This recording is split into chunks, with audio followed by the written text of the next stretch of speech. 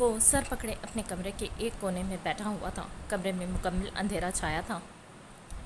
اس کی آنکھیں سرخ تھیں، وہ ٹوٹ چکا تھا، کرچی کرچی ہو کر اس کا وجود بکھر چکا تھا۔ وہ نجمہ کو سرپرائز دینے کی نیت سے پاکستان جانے والا تھا۔ اس نے ٹکٹ بک کر لی تھی، آفس سے چھٹی بھی لے لی تھی۔ آفس سے کام نپٹا کر وہ تیزی سے بائک پر بیٹھا۔ وہ بہت خوش تھا۔ آخر پورے 5 دن بعد وہ اپنی دلربا سے واپس ملنے والا تھا۔ وہ مسلسل نجمہ سے رابطے میں تھا، اسی لیے وہ مطمئن تھا کہ وہ پاکستان میں بالکل ٹھیک ہے۔ اس نے سوچ لیا تھا کہ پاکستان جا کر نجمہ کے کزن کی شادی میں شریک ہوگا اور ساتھ ساتھ عروسہ بیگم سے خود نجمہ کا ہاتھ مانگے گا۔ اسے علم تھا کہ نجمہ ابھی تک عروسہ بیگم سے بات نہیں کر سکی ہے اس کے متعلق۔ جازی کی بارات میں ابھی 1 دن باقی تھا۔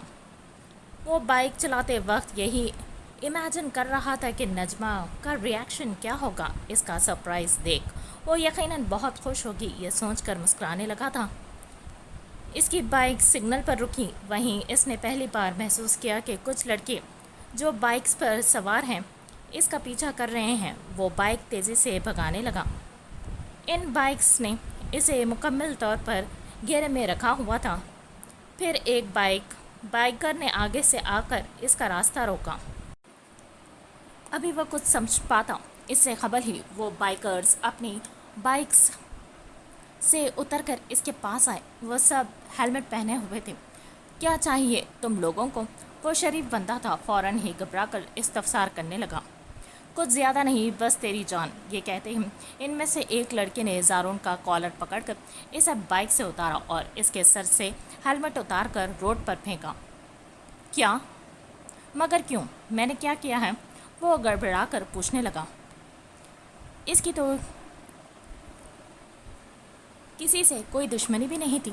ابھی وہ پوچھ ہی رہا تھا کہ پیچھے سے کسی نے اس کے کمر پر زوردار لات ماری، جس کے نتیجے میں وہ منہ کے بل زمین بوس ہوا۔ اس کا حسین چہرہ روڈ کی رگڑے سے سرخ ہوا تھا۔ وہ ابھی خود کو سنبھال پاتا کہ اس سے قبل ہی انہوں نے اس کے گرے ہوئے وجود پر لاتیں برسانا شروع کر دیں۔ ان ظالموں میں سے ایک نے اسے بے دردی سے روڈ سے اٹھا کر اپنے روبرو کھڑا کیا، پھر اس کے منہ پر زوردار مکہ مارا۔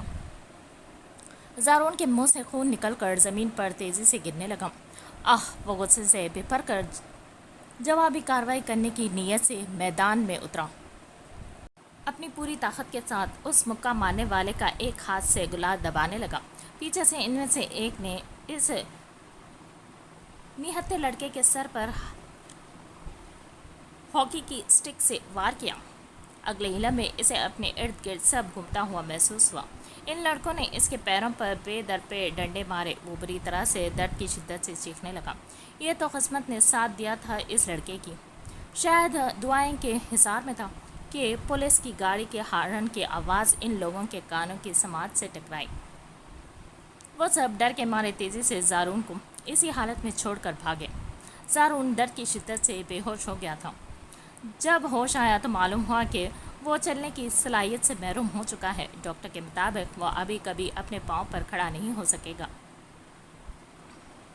1 ہفتے سے زیادہ ہو چکا تھا اس حادثے کو گزرے۔ وہ ہاسپٹل سے کل ہی گھر لوٹا تھا اپنے والدین کے ساتھ۔ یہ صدمہ اسے مار رہا تھا کہ وہ اپاہج ہو چکا ہے۔ اسے بار بار نجمہ کا خیال ستا رہا تھا۔ اس کا کہا جملہ کہ واپس آ کر شادی کی شاپنگ ساتھ کریں گے، اسے پل پل ہزار موتوں سے ہمکنار کر رہا تھا۔ وہ نہیں چاہتا تھا نجمہ اسے اس حال میں دیکھے اور محبت کی جگہ اس پر ترس کھائے۔ جن آنکھوں میں وہ بے پناہ محبت دیکھنے کا عادی ہے، ان میں ترس ابھرتے دیکھنے کی اس لڑکے میں ہمت نہیں تھی۔ ایک عاشق کی موت کے مترادف ہے اپنے محبوب کی آنکھوں میں اپنے لیے ترس دیکھنا۔ پھر وہ نجمہ کے پاؤں کی زنجیر بھی تو نہیں بننا چاہتا تھا۔ وہ اچھی طرح واقف تھا نجمہ کے سنہرے خوابوں سے۔ یہی وجہ تھی کہ اس نے اپنے والدین سے کہہ دیا تھا کہ نجمہ کو اس کے ساتھ ہوئے حادثے کے متعلق کچھ نہ بتائیں۔ بہت دیر سے بیل رنگ ہو رہی تھی۔ اس کا کال ریسیو نہ کرنا نجمہ کے دل میں برے برے خیالات لا رہا تھا۔ ایک وقت ذہن میں یہ خیال بھی آیا کہ اگر اس نے پوچھا ابھی تک واپس کیوں نہ آئی، یہ تو کیا جواب دے گی؟ اسے کیسے بتائے گی اپنے پر گزرے قیامت کے متعلق؟ کیا وہ اتنا حوصلہ رکھتا ہے کہ سن سکے؟ آنکھوں میں آنسو تیرتے رہے تھے اور لبوں پر فقط ایک ہی دعا تھی کہ وہ صحیح سلامت ہوں۔ ہیلو، وہی جانتا ہے کس دل سے کال ریسیو کی تھی اس نے۔ السلام علیکم۔ اس کی نرم آواز سنتے ہی جیسے دل میں برپا شور تھوڑا خاموش ہوا تھا۔ آنکھیں 2-3 ثانیوں کے لیے شدت کرب سے بند کی، پلکیں بھیگ رہی تھیں اس حسین لڑکی کی، پر اپنے بکھرتے جذبات پر قابو پاتے ہوئے اسے سلام کیا جیسے وہ ہمیشہ کیا کرتی تھی۔ وعلیکم السلام۔ مقابل نے بھی کچھ لمحے کی آنکھیں بند کر لی تھی، مانو پتھر اپنے دل پر رکھے، آواز کو قدرے نارمل رکھنے کی کوشش کر رہا تھا۔ مجھے تمہیں کچھ بتانا ہے۔ وہ اپنی ناک سے بہتا پانی ہاتھ سے صاف کر اٹک اٹک کر بولی۔ اس کی آواز بھری بھری معلوم ہو رہی تھی۔ تم ٹھیک ہو تو ہو نا وہاں؟ اس کی آواز نے زارون کو فکر مند کیا۔ وہ اگلے ہی لمحے تیزی سے استفسار کرنے لگا۔ وہ اسے پریشان نہیں کرنا چاہتی تھی، نہ ہی اس کی جان کو خطرے میں ڈالنا چاہتی تھی، اسی لیے بمشکل اپنی حالت پر قابو پاتے ہوئے کہا، ہاں۔ بس یہ کہتے ہی اس نے اسپیکر پر ہاتھ رکھا اور پھوٹ پھوٹ کر رونے لگی۔ نجمہ بے دردی سے اپنے آنسو پوچھتے ہوئے سیل واپس کان پر لگایا۔ مجھے بھی بہت ضروری بات شیئر کرنی ہے تم سے، زارون نے ایک گہرا سانس ہوا میں خارج کرنے کے بعد کہا، جیسے ہمت جمع کی وہ بولنے کی۔ اچھا کیا؟ وہ تجسس سے استفسار کرنے لگی۔ اسے لمحے وہ بالکل خالی ذہن تھی۔ اس کے تو گمان میں بھی نہ گزرا تھا جو مقابل کی جانب سے جواب ملا، ایسا جواب جو اس کے دل کو گہرا روگ لگا گیا، جسے سنتے ہی اسے اپنے ارد گرد اندھیرا چھاتا ہوا نظر آیا۔ مجھے میرے باس کی بیٹی نے پرپوز کیا تھا۔ تم تو جانتی ہو میں شروع سے بڑا وہ کامیاب بزنس مین بننے کے خواب دیکھتا آیا ہوں۔ باس کی ایک ہی بیٹی ہے، شادی کے بعد باس سارا بزنس اپنے داماد کے ہینڈ اوور کریں دیں گے۔ یہ بہت بڑا موقع تھا مجھ جیسے مڈل کلاس بندے کے لیے۔ میں ڈیڈ کی طرح زندگی بھر مڈل کلاس بن کر نہیں رہنا چاہتا، نہ ہی میں چاہتا ہوں کہ تم موم کی طرح کام کر کر کے پوری زندگی گزارو۔ مجھے لگتا ہے ہم دونوں ایک دوسرے کے لیے صحیح میچ نہیں ہیں، اسی لیے میں نے انابیہ کو ہاں کر دی۔ ہماری نیکسٹ منتھ شادی ہے۔ ایز اے فرینڈ میں چاہتا ہوں تم میرے فیصلے میں میرا ساتھ دو۔ اگر تم واقعی مجھ سے محبت کرتی ہو تو پلیز مجھے میرے روشن مستقبل کی طرف بڑھنے سے نہ روکنا۔ مجھے انابیہ کو ہاں کرنے کے بعد ابھی تک یہ گلٹ ہے کہ میں تمہارے ساتھ ٹھیک نہیں کر رہا، مگر یار لائف میں بار بار ایسے موقع نہیں ملتے۔ دل پر منو پتھر رکھ کر اسے خود سے دور کرنے کی کوشش کر رہا تھا۔ آنکھیں اور ناک سرخ تھی اس کی، درد غم کی شدت سے اسے اپنا سینہ پھٹتا ہوا محسوس ہو رہا تھا۔ اس نے کہاں سوچا تھا زندگی ایک دن ایسا بھی موڑ لے گی کہ وہ خود اپنی جان کو خود سے دور کرے گا۔ وہ نجمہ کی بہتری چاہتا تھا، وہ اپنی نظر میں اس حسین گڑیا کے قابل نہیں رہا تھا۔ تم سن رہی ہو نا؟ بہتے ہوئے آنسوں کے ساتھ اس نے استفسار کیا، مگر دوسری جانب سے کوئی جواب موصول نہ ہوا۔ نجمہ اس نے پھر مخاطب کیا، مگر وہ وہاں ہوتی تو جواب دیتی نا؟ وہ تو سکتے کی کیفیت میں چلی گئی تھی۔ اسے لگا آج وہ پھر ایک بار مر گئی۔ وہ واقف تھی زارون کبھی جھوٹ نہیں بولتا اور اتنا سنگین مذاق وہ کر نہیں سکتا۔ سیل اس کے ہاتھ سے بیڈ پر گر گیا۔ زارون، اس کی محبت، اس کی زندگی، اس کا جنون، اس کا مان، جس کا ساتھ پانے کے لیے وہ موت کا سامنا کرنے سے بھی نہیں ڈر رہی تھی۔ اور دیکھو ذرا، آج وہ ہی ساتھ چھوڑ گیا تھا۔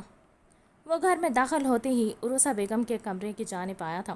ملازمت سے نجمہ کی طبیعت دریافت کی۔ اس نے بتایا کہ فون پر کسی سے بات کی ہے۔ اس کے بعد سے ابھی تک ان کے کمرے سے کوئی آواز نہیں آئی۔ کمرے میں داخل ہوا تو وہ سامنے بیڈ پر بیٹھی نظر آئی۔ اسے ایک نگاہ دیکھ کر دروازے سے ہی واپس لوٹ گیا۔ محب بیٹا، کھانا لگ گیا ہے؟ عروسہ بیگم اسے کمرے سے نکلتے ہی سامنے سے آتی نظر آئی۔ وہ جانے لگا تو انہوں نے بڑی محبت سے کہا، نجمہ نے کھانا کھایا؟ اس کے سوال نے عروسہ بیگم کو حیران کیا تھا۔ محب اجلال ملک کب سے کسی کے کھانے پینے کی فکر کرنے لگا؟ نہیں، میں اپنے کمرے سے فریش ہو کر آ رہا ہوں، جب تک آپ میرا کھانا اپنے کمرے میں لگوائیں، وہ سنجیدگی سے کہہ کر سیڑھیاں چڑھ گیا۔ عروسہ بیگم تو حیرت کے تو غوطے ہی کھاتی رہ گئی تھی۔ وہ صرف نجمہ کی خاطر ان کے کمرے میں کھانا کھانے والا تھا۔ اتنی مثبت تبدیلی پر وہ کیوں کر خوش نہ ہوتی۔ وہ فریش ہو کر عروسہ بیگم کے کمرے میں آیا۔ سارا کھانا شیشے کی ٹیبل پر سجا دیا گیا تھا۔ نجمہ بیٹا، کیا ہو گیا ہے تمہیں؟ شام سے اسی حالت میں بیٹھی ہوئی ہو؟ عروسہ بیگم اس کی حالت سے انجان فکر مند لہجے میں اس کے چہرے پر بڑی محبت سے ہاتھ رکھ کر کہنے لگی۔ نجمہ بچہ، کیا ہوا ہے؟ وہ اب نجمہ کے سامنے بیٹھ کر پریشان ہو کر پوچھنے لگی۔ میری جان، کیوں اپنی ماں کو پریشان کر رہی ہو؟ بتاؤ نا، کیا ہوا ہے؟ وہ بڑی محبت سے دونوں ہاتھ سے اس کے حسین چہرے پر پیالہ بنا کر استفسار کر رہی تھی۔ مجھے نہیں بتائے گی کیا ہوا ہے؟ میں تو ماں ہوں نا تیری، اور اس سے بھی بڑھ کر تیری دوست۔ مام زارون شادی کر رہا ہے۔ بس اتنا کہہ کر وہ اپنی ماں کے سینے سے لگ کر پھوٹ پھوٹ کر رونے لگی۔ اس کا جملہ سنتے ہی محب کے تن بدن میں آگ لگ گئی تھی۔ اس سے زیادہ بے غیرت نہیں بن سکتا میں کہ میری بیوی میرے سامنے بیٹھ کر اپنے عاشق کے لیے روئے اور میں خاموشی سے سنوں۔ خود سے ہم کلام کرتے ہوئے اس نے سامنے رکھا کانچ کا گلاس پوری طاقت سے زمین پر دے مارا تھا، جس کے ٹوٹنے کی آواز پر عروسہ بیگم اور نجمہ چونکے اور محب کی جانب متوجہ ہوئے۔ اینی بھی تیزی سے کمرے میں آئی تھی۔ دل چاہا سامنے بیٹھی لڑکی کا حشر کر دیں، مگر پھر اچانک وہ چیخیں یاد آنے لگی۔ وہ اپنے کمرے میں بیٹھ کر سر جھکائے رونا، وہ گرتے ہوئے پتے، وہ تکلیف، وہ وعدہ۔ اس لمحے وہ خون کے گھونٹ پی گیا تھا۔ الفاظوں کی مار نہ ماری، نہ ہی ہاتھوں کی، صرف آنکھوں ہی آنکھوں میں اس لڑکی کو بتایا یہ حد ہے اس کے صبر کی، اور دوبارہ اس کے صبر کو آزمانے کی غلطی نہ کرے۔ اس کی آنکھیں آگ بگولا تھیں۔ اس سے پہلے عروسہ بیگم نے محب کو اتنے غصے میں کبھی نہیں دیکھا تھا۔ وہ دونوں ہاتھوں کی مٹھیاں بنا کر جیسے اپنے غصے کو قابو کرنے کی کوشش کر رہا تھا۔ نجمہ کے نزدیک محب کے غصے کی کوئی اہمیت نہ تھی، اور نہ ہی وہ خوفزدہ ہوئی۔ جس کا سب پہلے ہی تباہ ہو گیا، وہ اب کیوں ڈرے؟ ڈر تو محبت سے وابستہ ہوتا ہے، اور اب محبت نامی کوئی جذبہ نہیں بچا تھا اس لڑکی کے دل میں۔ وہ بخوف اس کی نیلی آنکھوں میں جھانک رہی تھی، جو محب کے غصے کو مزید ہوا دے رہا تھا۔ جیسی ماں ویسی بیٹی، وہ دانت پیستے ہوئے کہہ کر کمرے سے چلا گیا۔ نجمہ جانتی تھی وہ گالی دے کر گیا ہے، کیونکہ وہ آج تک اس کی ماں کو ویشیا بلاتا آیا ہے، آج وہ اسے بھی ویشیا کا خطاب دے گیا تھا۔ 2 دن گزر چکے تھے، مگر اس نے پانی تک کو ہاتھ نہ لگایا تھا۔ نہ جانے کیوں خود کو سزا دے رہی تھی وہ۔ شاید ناراضگی تھی، مگر کس سے؟ زارون سے، اپنی قسمت سے، یا اپنی بے بسی سے؟ عروسہ بیگم ہاتھ میں کھانا لیے بیٹھی تھی، بڑی محبت سے اسے سمجھا رہی تھی۔ جب بات نہ بنی تو منتیں کرنے لگی۔ اپنی جان سے عزیز بیٹی کی حالت پر وہ خون کے آنسو رو رہی تھی۔ اس کے ہونٹ سفید پڑ گئے تھے، جسم کمزور نڈھال تھا۔ نہ جانے کیا ڈھونڈ رہی تھی اس کی نگاہیں چھت پر۔ وہ لائبریری میں بیٹھا کتاب کا مطالعہ کر رہا تھا کہ اینی چائے لے کر آئی تھی۔ اس نے چائے رکھی اور وہیں ادب سے سر جھکائے کھڑی ہو گئی تھی۔ محب نے بغیر اس کی جانب دیکھے ہاتھ سے جانے کا اشارہ کیا، مگر وہ پھر بھی اپنی جگہ سے نہ ہلی۔ ماسٹر محب، نجمہ میڈم نے 2 دن سے کچھ کھایا پیا نہیں ہے، بس بیڈ پر بے جان بت کی طرح لیٹی رہتی ہیں اور اوپر چھت کو دیکھتی رہتی ہیں۔ میں نے انہیں اسی حالت میں سوتے اور جاگتے دیکھا ہے، اس طرح تو وہ مر جائے گی۔ اینی بہت پریشان ہو گئی تھی نجمہ کو لے کر۔ اسے لگا کہ محب کو نجمہ کی حالت کے متعلق آگاہ کرنا چاہیے۔ اینی محب کے چہرے کو تک رہی تھی، جو پوری بات سنتے کے بعد بھی پرسکون انداز میں کتاب پڑھنے میں مگن تھا۔ شاید انہیں میڈم نجمہ کے جینے مرنے سے کوئی فرق ہی نہیں پڑتا، کتنے سکون سے بیٹھ کر کتاب پڑھ رہے ہیں۔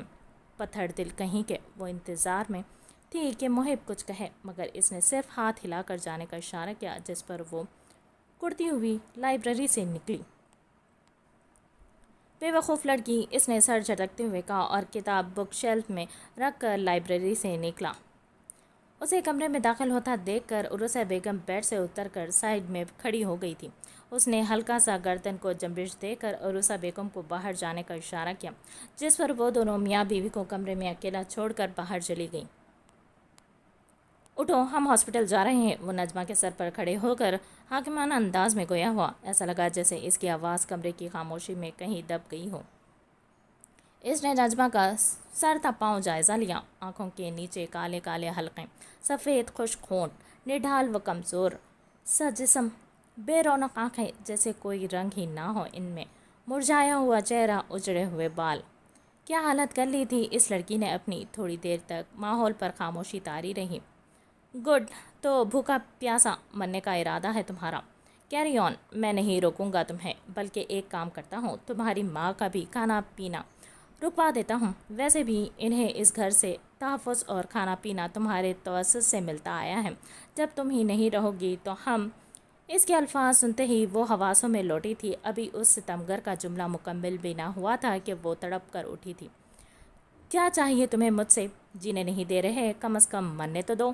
میں نے کیا بگاڑا ہے تمہارا؟ وہ چنکھاڑتے ہوئے استفسار کر رہی تھی۔ یہ پہلی بار تھا زندگی میں کہ کوئی محب اجلال ملک پر اونچی آواز سے چیخ رہا تھا، اور وہ پھر بھی صبر کا دامن تھامے پرسکون کھڑا تھا۔ وہ نڈھال لڑکی اس کا صبر آزما رہی تھی۔ خود چلو گی یا اٹھا کر لے جاؤں؟ اس کے سوالوں کو مکمل اگنور کر وہ اپنی پیشانی مسلتے ہوئے لاپرواہی سے پوچھنے لگا۔ فقط اپنا معزز وجود لے کر یہاں سے دفع ہو جائیں۔ نہایت مہذب انداز میں مقابل کو ذلیل کیا تھا اس نڈھال لڑکی نے۔ اس کا جواب سنتے ہی محب نے اپنا سر نفی میں جھٹکا۔ جواب تو توقع کے عین مطابق ہی ملا تھا۔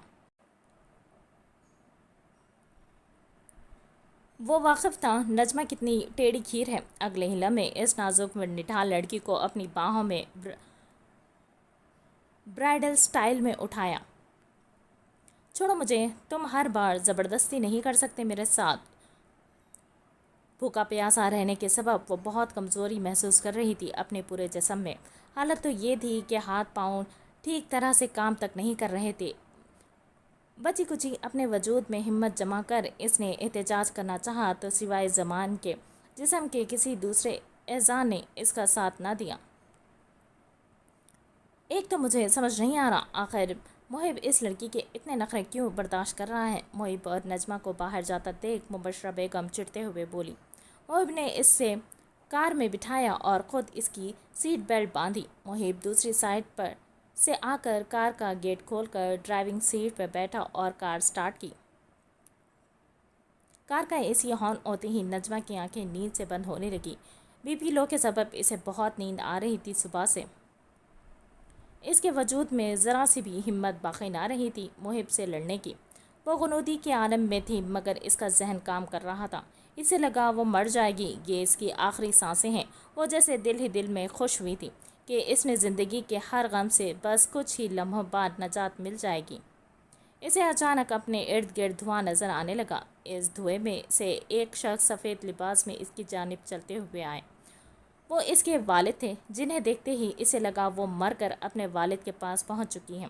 اس کے چہرے پر ایک دلفریب مسکراہٹ ابھری۔ وہ تیزی سے بھاگتی ہوئی اپنے والد کے سینے سے جا لگی۔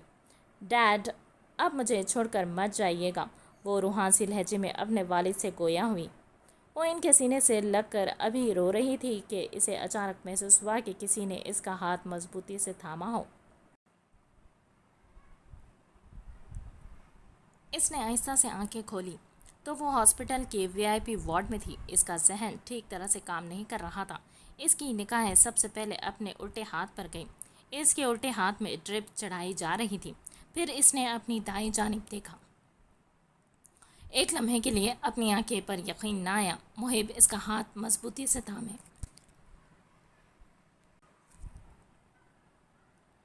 بیڈ پر اپنا سر رکھ کر سو رہا تھا۔ صرف ہاتھ ہی تو تھام رکھا تھا اس نے، مگر پھر بھی دل کو عجیب سے کچھ ہوا تھا، جیسے دل کے کسی کونے میں اس کے عمل نے کوئی نرم گوشہ پیدا کیا ہو۔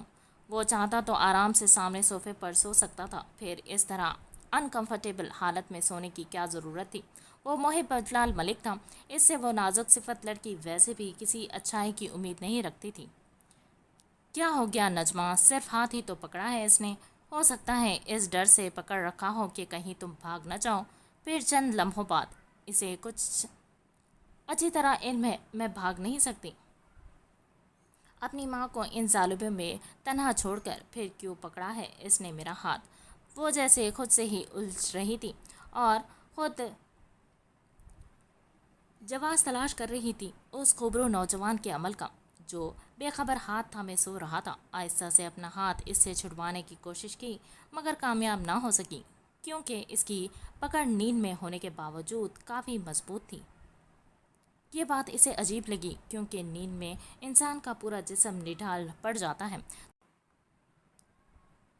تو پھر اس خبرو نوجوان کی پکڑ کیوں اس کی ہاتھ پر ڈھیلی نہیں ہوئی تھی؟ ایسا تو تب ہوتا ہے جب انسان کی قوت ارادی پختہ ہو، تبھی وہ نیند میں بھی اس چیز پر پکڑ مضبوط رکھتا ہے۔ تو کیا یہ سونے سے قبل پختہ ارادہ کر کے سویا تھا کہ میرا ہاتھ نہیں چھوڑے گا؟ وہ بے یقینی سے خود کلامی کر رہی تھی۔ اف، کچھ زیادہ ہی سوچ رہی ہوں میں، لگتا ہے دوائیوں کا گہرا اثر ہو رہا ہے میرے ذہن پر، اس نے یہ کہہ کر دوبارہ آنکھیں بند کر لی تھی۔ پوری رات دونوں نے ہاسپٹل میں ہی گزاری تھی۔ صبح جب نجمہ کی آنکھ کھلی تو ایک نرس اس کے پاس کھڑی ڈرپ چینج کر رہی تھی۔ میم، آپ اٹھ گئیں؟ آپ کیسا محسوس کر رہی ہیں؟ نرس نے مسکراتے ہوئے استفسار کیا۔ کافی بہتر، اس نے اٹھتے ہوئے کہا۔ آرام سے کھانا پینا وقت پر کھایا کریں۔ ڈائٹنگ کے چکر میں آپ نے اپنے ہسبینڈ کو کتنا پریشان کیا ہے کل؟ پتہ ہے کتنا بی پی لو تھا آپ کا؟ نرس نے اس کی کمر کے پیچھے تکیہ لگا کر اسے بٹھاتے ہوئے کہا۔ ڈائٹنگ؟ وہ نہ سمجھی سے۔ ویسے اتنی خوبصورت فگر ہے آپ کی، بالکل ماڈل جیسی، پھر آپ کو ڈائٹنگ کی کیا ضرورت؟ نرس الجھ کر پوچھ رہی تھی۔ میں وہ ابھی جواب دینے ہی لگی تھی کہ کمرے میں محب داخل ہوا۔ او، آپ کے ہسبینڈ آ گئے؟ نرس نے محب کو دیکھتے ہوئے مسرت بھرے لہجے میں کہا۔ اور کتنی دیر لگے گی؟ محب نے سنجیدگی سے استفسار کیا۔ سر بس یہ لاسٹ ٹرپ ہے، آدھا گھنٹہ اور ویٹ کر لیں پھر آپ پیشنٹ کو ڈسچارج کروا سکتے ہیں۔ نرس کی آنکھوں میں الگ سی ہی چمک ابھری تھی اس وجیہہ مرد کو دیکھ، جبکہ وہ اس نرس کی ستائشی نگاہوں کو مکمل اگنور کرتے ہوئے نجمہ کی جانب بڑھا۔ وہ حسین نوجوان نجمہ کے بیڈ کے پاس رکھی چیئر پر بیٹھ کر اپنا سیل چلانے لگا۔ کمرے میں مکمل خاموشی چھائی تھی۔ نجمہ واپس بیڈ پر لیٹ کر ڈریپ ختم ہونے کا انتظار کر رہی تھی۔ ایسا لگ رہا تھا جیسے وقت تھم گیا ہو، گزر ہی نہیں رہا تھا۔ وہ بے سدھ سی پڑی ایک ایک خطرہ ڈریپ سے گرتے ہوئے دیکھ رہی تھی۔ ہیلو! کچھ دیر بعد محب کی آواز نے خاموشی توڑی۔ وہ بلوٹوتھ کان میں لگائے کسی سے بات کر رہا تھا۔ آج کی میری ساری میٹنگ کینسل کر دو۔ نجمہ نے اس کی باتوں سے اندازہ لگایا کہ وہ اپنی سیکریٹری سے بات کر رہا ہے۔ اوکے سر، مگر ایک فائل پر ارجنٹ آپ کے دستخط چاہیے، سائمہ نے پریشان ہو کر کہا۔ ٹھیک ہے، ہاسپٹل آ جاؤ، میں سائن کر دوں گا۔ اس کا لہجہ ہر بار کی طرح سنجیدہ تھا۔ ہاسپٹل؟ سر آپ ٹھیک تو ہے نا؟ سائمہ تیزی سے پریشان ہو کر استفسار کرنے لگی۔ میں ٹھیک ہوں، میری وائف کی طبیعت خراب ہو گئی تھی، اس کا کہا آخری جملہ سائمہ کو حیرت میں ڈال گیا تھا۔ اسے لگا جیسے محب نے اس کے سر پر بم پھوڑا ہو۔ محب اجلال ملک کی شادی، وہ بھی یوں اچانک؟ اس کا مطلب میں نے اس دن ٹھیک سنا تھا؟ وہ تیزی سے ہم کلام کرنے لگی۔ اپنی حیرت چاہ کر بھی بیان نہیں کر سکتی تھی وہ، اور نہ محب جیسے شخص سے کوئی سوال کرنے کی ہمت کر سکتی تھی۔ وہ اچھی طرح واقف تھی محب کے مزاج سے، اس لیے صرف اوکے سر کہہ کر جواب دیا۔ دوسری جانب نجمہ بھی حیرت سے منہ کھولے اسے تک رہی تھی۔ اسے یقین نہیں آیا تھا اپنے کانوں پر۔ محب نے خود سے منسوب کیا تھا اسے، کہیں وہ کوئی خواب تو نہیں دیکھ رہی تھی؟ نجمہ کو بخوبی علم تھا کہ ان کا نکاح پوشیدہ رہے گا دنیا کی نظر سے، تاکہ پلوشہ اور محب کی شادی میں کوئی دشواری پیدا نہ ہو۔ محب اپنے سیل پر نظریں جمائے کام میں مصروف تھا کہ اسے اپنے وجود پر نگاہوں کی تپش محسوس ہوئی۔ تعریف کر سکتی ہو اگر زیادہ ہینڈسم لگ رہا ہوں تو؟ وہ اپنی نیلی آنکھیں نجمہ کے خوبصورت سراپے پر سرسری سا ڈالتے ہوئے بولا۔ ہینڈسم؟ اوف، کتنی خوش فہمیاں ہیں جناب کو! وہ تیزی سے منہ چڑھاتے ہوئے گویا ہوئی۔ اس کا جواب سنتے ہی محب کے ہونٹوں کے کناروں پر ہلکی سی مسکان رقصاں ہوئی۔ تو کیا تمہاری جیسی شکل پر خوش فہمیاں پالوں؟ اپنا سیل بیڈ پر رکھے اس کے وجود پر تنقیدی نظریں جمائے طنزیہ مسکراہٹ کے ساتھ گویا ہوا۔ اس کا جواب نہایت تذلیل آمیز تھا، جسے سنتے ہی نجمہ کے تن بدن میں آگ لگی۔ وہ کسی سے بھی ہار برداشت کر سکتی تھی مگر محب سے نہیں۔ اس کی نگاہ میں وہ اس کا کھلا جانی دشمن تھا۔ میں بہت حسین و جمیل ہوں مسٹر محب، تمہاری آنکھیں خراب ہیں، اس میں میری کیا غلطی؟ وہ نہایت اتراتے ہوئے ابھی بول ہی رہی تھی کہ اگلے لمحے الفاظ منہ میں ہی دم توڑ گئے تھے۔ وہ ستم کر اچانک سے اس کے چہرے کے قریب اپنا پر رونق چہرہ لے آیا تھا۔ اس وجیہ مرد کی گرم سانسیں وہ اپنے چہرے پر محسوس کر رہی تھی۔ آنکھیں اگلے ہی لمحے حیرت سے بڑی بڑی ہوئی۔ محب نے اس کے چہرے کے دونوں طرف ہاتھ حائل کیے اور خود اس حسین لڑکی کے چہرے پر جھک کر اسے شرارتی نگاہوں سے دیکھنے لگا۔ یہ زندگی میں پہلی بار تھا کہ محب کی نگاہوں میں حقارت و نفرت کے علاوہ بھی اس حسین لڑکی نے کوئی جذبہ جھلکتا دیکھا تھا۔ ٹھیک کہا تم نے، نظر خراب ہے میری، مگر صرف دور کی، اسی لیے قریب سے دیکھنے چلا آیا۔ اس نے نجمہ کے کہے الفاظ ہی اس کے خلاف استعمال کیے تھے۔ نجمہ اس کے خوف سے سانس لینا تک بھول بیٹھی تھی۔ کیا ہوا؟ سانپ کیوں سونگ گیا؟ بتاؤ نا، مجھے کتنی حسین و جمیل ہو تم، دیکھنے کی زحمت میں خود کر لوں گا۔ اس کی آنکھوں میں شوقی مچل رہی تھی۔ وہ اس کے گلابی ہونٹوں پر نظر جمائے ایک آنکھ دبا کر گویا ہوا۔ اس کی نزدیکی سے نجمہ کو چڑچڑاہٹ ہونے لگی تھی، اسے گھن آ رہی تھی محب کی نگاہوں سے۔ ہم ہاسپٹل میں ہیں محب، اسی کا لحاظ کر لو۔ اپنے خوف پر قابو پا کر اس کی نیلی آنکھوں میں جھانکتے ہوئے قدرت بھرے لہجے میں گویا ہوئے۔ کم ان۔ ابھی محب کچھ کہتا اس سے قبل ہی دروازہ نوک ہوا، جس پر وہ سیدھا ہو کر کھڑا ہوا اور دروازے کی جانب دیکھتے ہوئے کہا، گڈ مارننگ سر۔ سائمہ کو بڑا زبردست شاکڈ لگا تھا۔ بیڈ پر نجمہ کو لیٹا دیکھ کون نہیں جانتا تھا کہ محب اجلال ملک کی منگنی پلور شاہ مہروز ملک سے طے پائی ہوئی ہے۔ مہروز ملک جو بزنس انڈسٹری میں ایک جانا مانا نام ہے۔ Good morning ma'am. سائمہ کے لہجے سے ہی حیرت جھلکتی محسوس ہو رہی تھی۔ گڈ مارننگ، نجمہ نے آہستہ سے جواب دیا۔ کہاں ہے فائل؟ محب کے سوال پر اس نے تیزی سے فائل محب کے آگے کی۔ پین؟ سائمہ ابھی تک شاکڈ میں تھی، اسی لیے ذہن ٹھیک طرح سے کام نہیں کر رہا تھا۔ اس نے صرف فائل آگے بڑھائی تھی۔ یہ دیکھ، محب نے سخت لہجے میں اسے گھورتے ہوئے یاد دلایا۔ Sorry sir. سائمہ نے بوکھلاہٹ کے ساتھ تیزی سے اپنے پرس سے نکال کر پین آگے کیا۔ گیٹ ویل سون میم، سائمہ نے نہایت مہذب انداز میں مسکراتے ہوئے کہا۔ تھینک یو، سوری میں جلد بازی میں خالی ہاتھ آ گئی۔ وہ معذرت طلب کرنے لگی۔ نہیں، اٹس اوکے، نجمہ نے تیزی سے اس کی شرمندگی دور کرنے کے لیے مسکراتے ہوئے کہا۔ محب کی نگاہ ڈرپ پر گئی تھی، وہ بھی اپنے اختتام کے نزدیک تھی۔ محب نے بیڈ پر لگی بیل دبائی۔ 2 ثانیے بعد نرس کمرے میں داخل ہوئی۔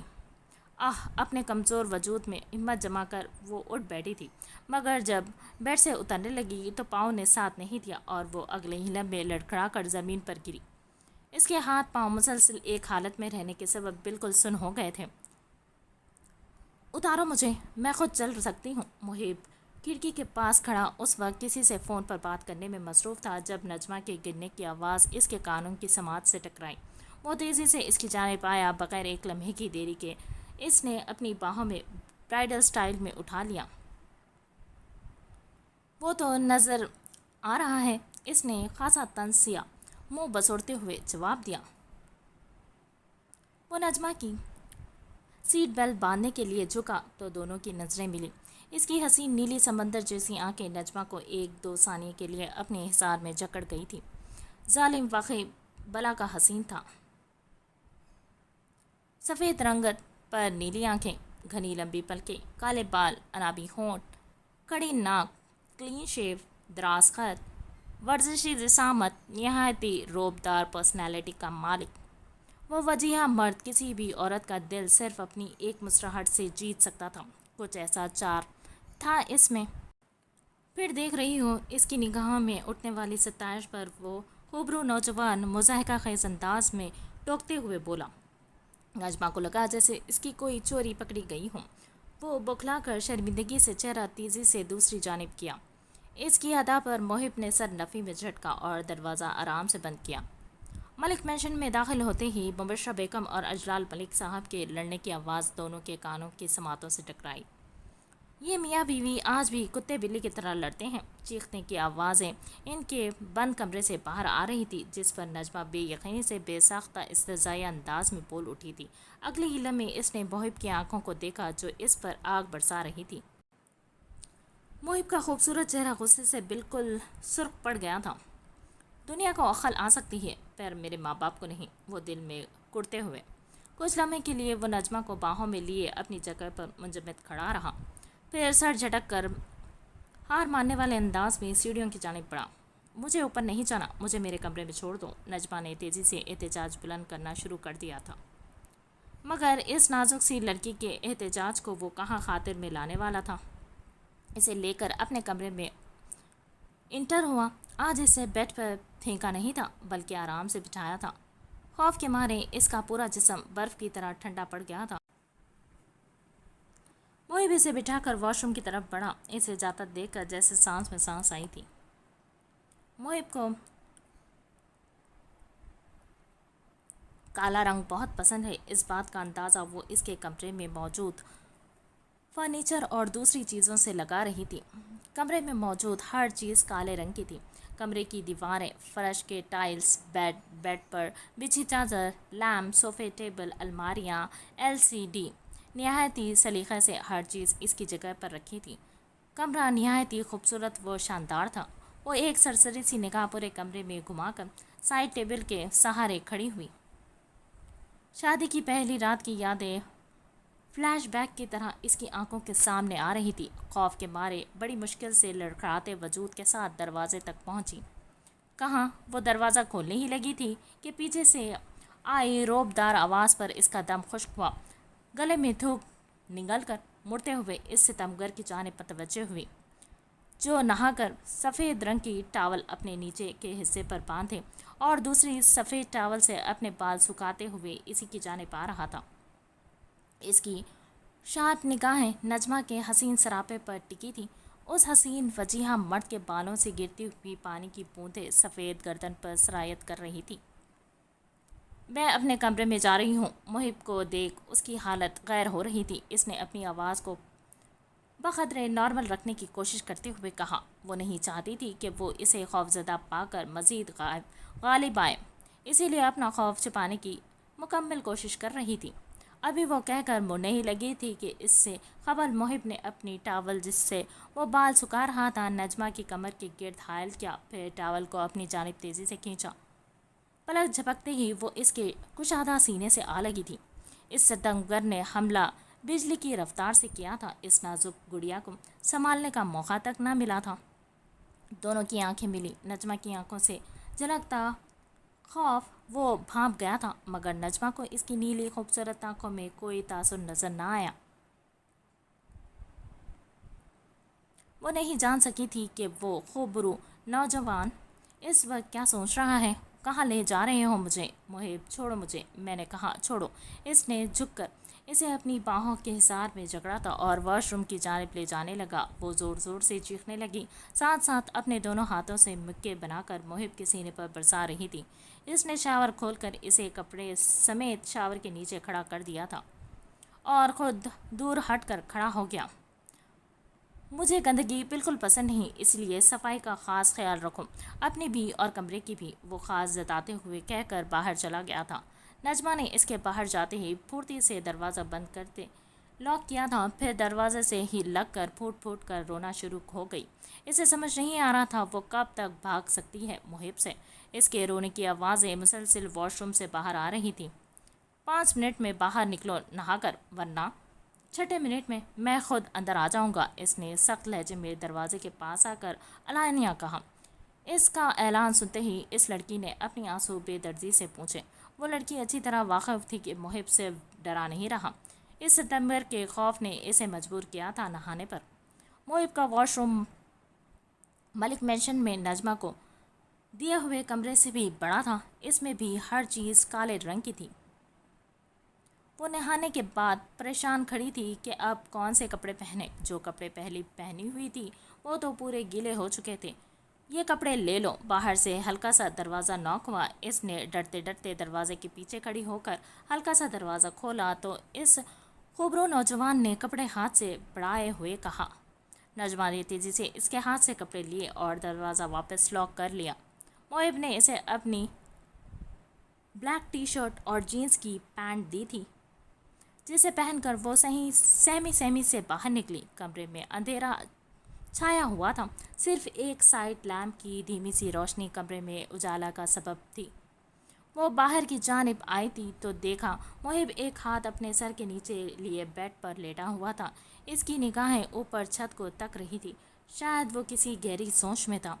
नजमा इसे देखते ही अपने नीचे के होंठ को दांतों में चबाने लगी। इसे समझ नहीं आ रहा था वो मोहिब से बचकर इस कमरे से कैसे निकले। फिर देख रही हो, वो गीले बालों और निकरे निकरे चेहरे के साथ खड़ी अभी मोहिब को देख रही थी कि इसने जिज करने वाले अंदाज में बगैर इसकी जानिब देखे टोका। मैं तुम्हारे साथ नहीं रहना चाहती। जो दिल में था वो साफ गोई से ऐलानिया बयान कर दिया। तुम्हारी चाहत की यहाँ किसको परवाह है? वो मगरूर अंदाज में सीधा होकर बैठते हुए तजलील आमेज लहजे में गोया के मुकाबिल को इसकी हैसियत से रूबरू करवा रहा हो जो वो लड़की भूल बैठी थी इसकी नज़र में। हूँ क्या मैं तुम्हारी नज़र में? समझते क्या हो तुम मुझे? इसका तस्लील करना नजमा के दिल पर लगा था। वो आंखों में आंसू भरे जज्बाती होकर पूछ रही थी। वो वाकिफ थी नफ़रत व कदरत के अलावा कोई जज्बा नहीं रखता सामने बैठा शख्स इससे। फिर निकाह में क्यों बांधा है अपने? क्यों ज़बरदस्ती अपने हक़ूक़ अदा करवाए? क्यों ज़बरदस्ती इसे अपने कमरे में ले आया है? क्यों इसकी ज़िंदगी पर मुकम्मल काबिज़ होने पर तुला है? चाहता क्या है आखिर? मैं बहुत थका हुआ हूँ। चुपचाप आकर बेड पर लेट जाओ।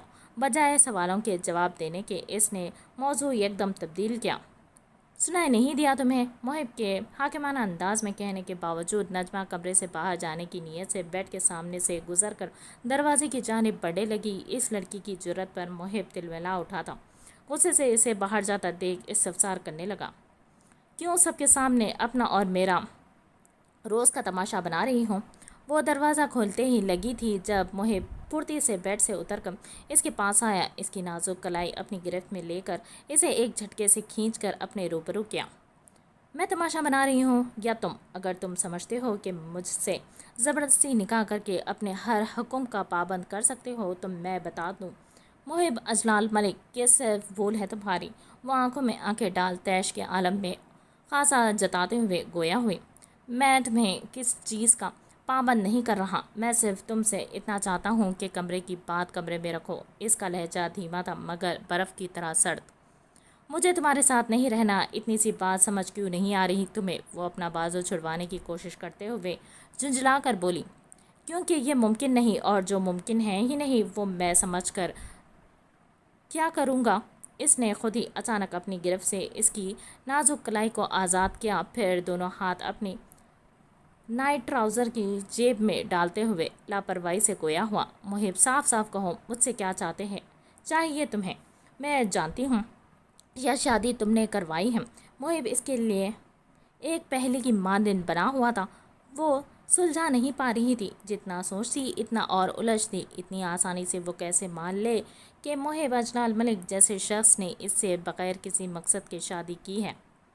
नजमा के सवाल पर वो छोटी आंखों करते हुए इसे बगौर देखने लगा। वो ऐसे ही ज़ाहिर कर रहा था जैसे इसे कुछ समझ ना आ रहा हो कि मुकाबिल इसे क्या पूछना चाह रही है। वो मुहिब अजलाल मलिक जिसने मेरे इसके छोटे भाई की जैकेट को छूने पर इसे गंदा करार देकर जलवा दिया था। वो मुहिब जिसने मुझे कभी अपने बराबर में बैठने तक नहीं दिया। वो मुहिब जो मुझे और मेरी माँ को गालियाँ देता है। वो मुहिब जिसे मेरा पूरा वजूद सिर्फ एक गंदगी लगता है। आखिर क्यों वो मुझे ज़बरदस्ती अपने निकाह में बांध कर अपने कमरे में रखना चाहता है? वो क्यों लोगों को दिखाना चाहता है कि हम हैप्पीली मैरिड कपल हैं? आखिर क्यों? नजमा के सवालात सुनने के बावजूद इसके चेहरे पर कोई तासुर नहीं उभरा था। वो बहुत पुरसुकून व मुतमईन खड़ा था। अचानक इसने नजमा की जानिब अपना पहला कदम बढ़ाया था। इसकी आंखों को पढ़ना नजमा के बस में न था। बहुत पुरस्कार आंखें थी इस सितमगर की। इसे अचानक अपने करीब आता देख वो बग़ैर देखे पीछे कदम लेने लगी, मगर 2 कदम पीछे लेते ही इसकी कमर दरवाजे से टकराई। محب اس کے پاس آ کر دروازے پر اپنا ایک ہاتھ ٹکائے فرصت سے اسے دیکھنے لگا۔ اس کا یوں تکنا نجمہ کو نروس کر رہا تھا۔ اتنا سا دماغ ہے، کیوں اتنا زور ڈال رہی ہوں اس بیچارے پر؟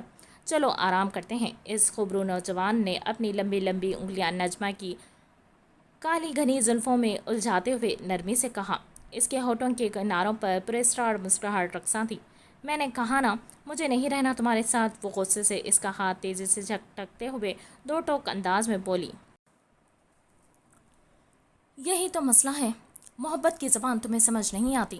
محب کے صبر کا پیمانہ لبریز ہوا تھا۔ اس نے دانت پیستے ہوئے کہہ کر اگلے ہی لمحے تیزی سے جھک کر اسے پوری طرح کندھے پر ڈالا۔ اس لڑکی کے پرزور احتجاج کو خاتمے میں نہ لاتے ہوئے اسے لا کر بیڈ پر پھینکا۔ وہ ابھی خود کو سنبھال کر اٹھی، اس سے قبل ہی محب تیزی سے بیڈ پر لیٹا اور اس کے نازک و حسین سراپے کو پیچھے سے اپنی باہوں کے حصار میں جکڑا۔ اس کی گیلی آبشار سے آتی مہک نے ایک دو ثانیے کے لیے محب کو مبہوت کیا تھا۔ چھوڑو مجھے، آخر تمہارا مسئلہ کیا ہے؟ وہ پوری کوشش کر رہی تھی اس کی قید سے خود کو آزاد کرنے کی۔ اس حسین گڑیا کی نازک کمر محب کے سینے سے مس تھی۔ اس ستمگر کا سیدھا ہاتھ نجمہ کی گردن پر حائل تھا۔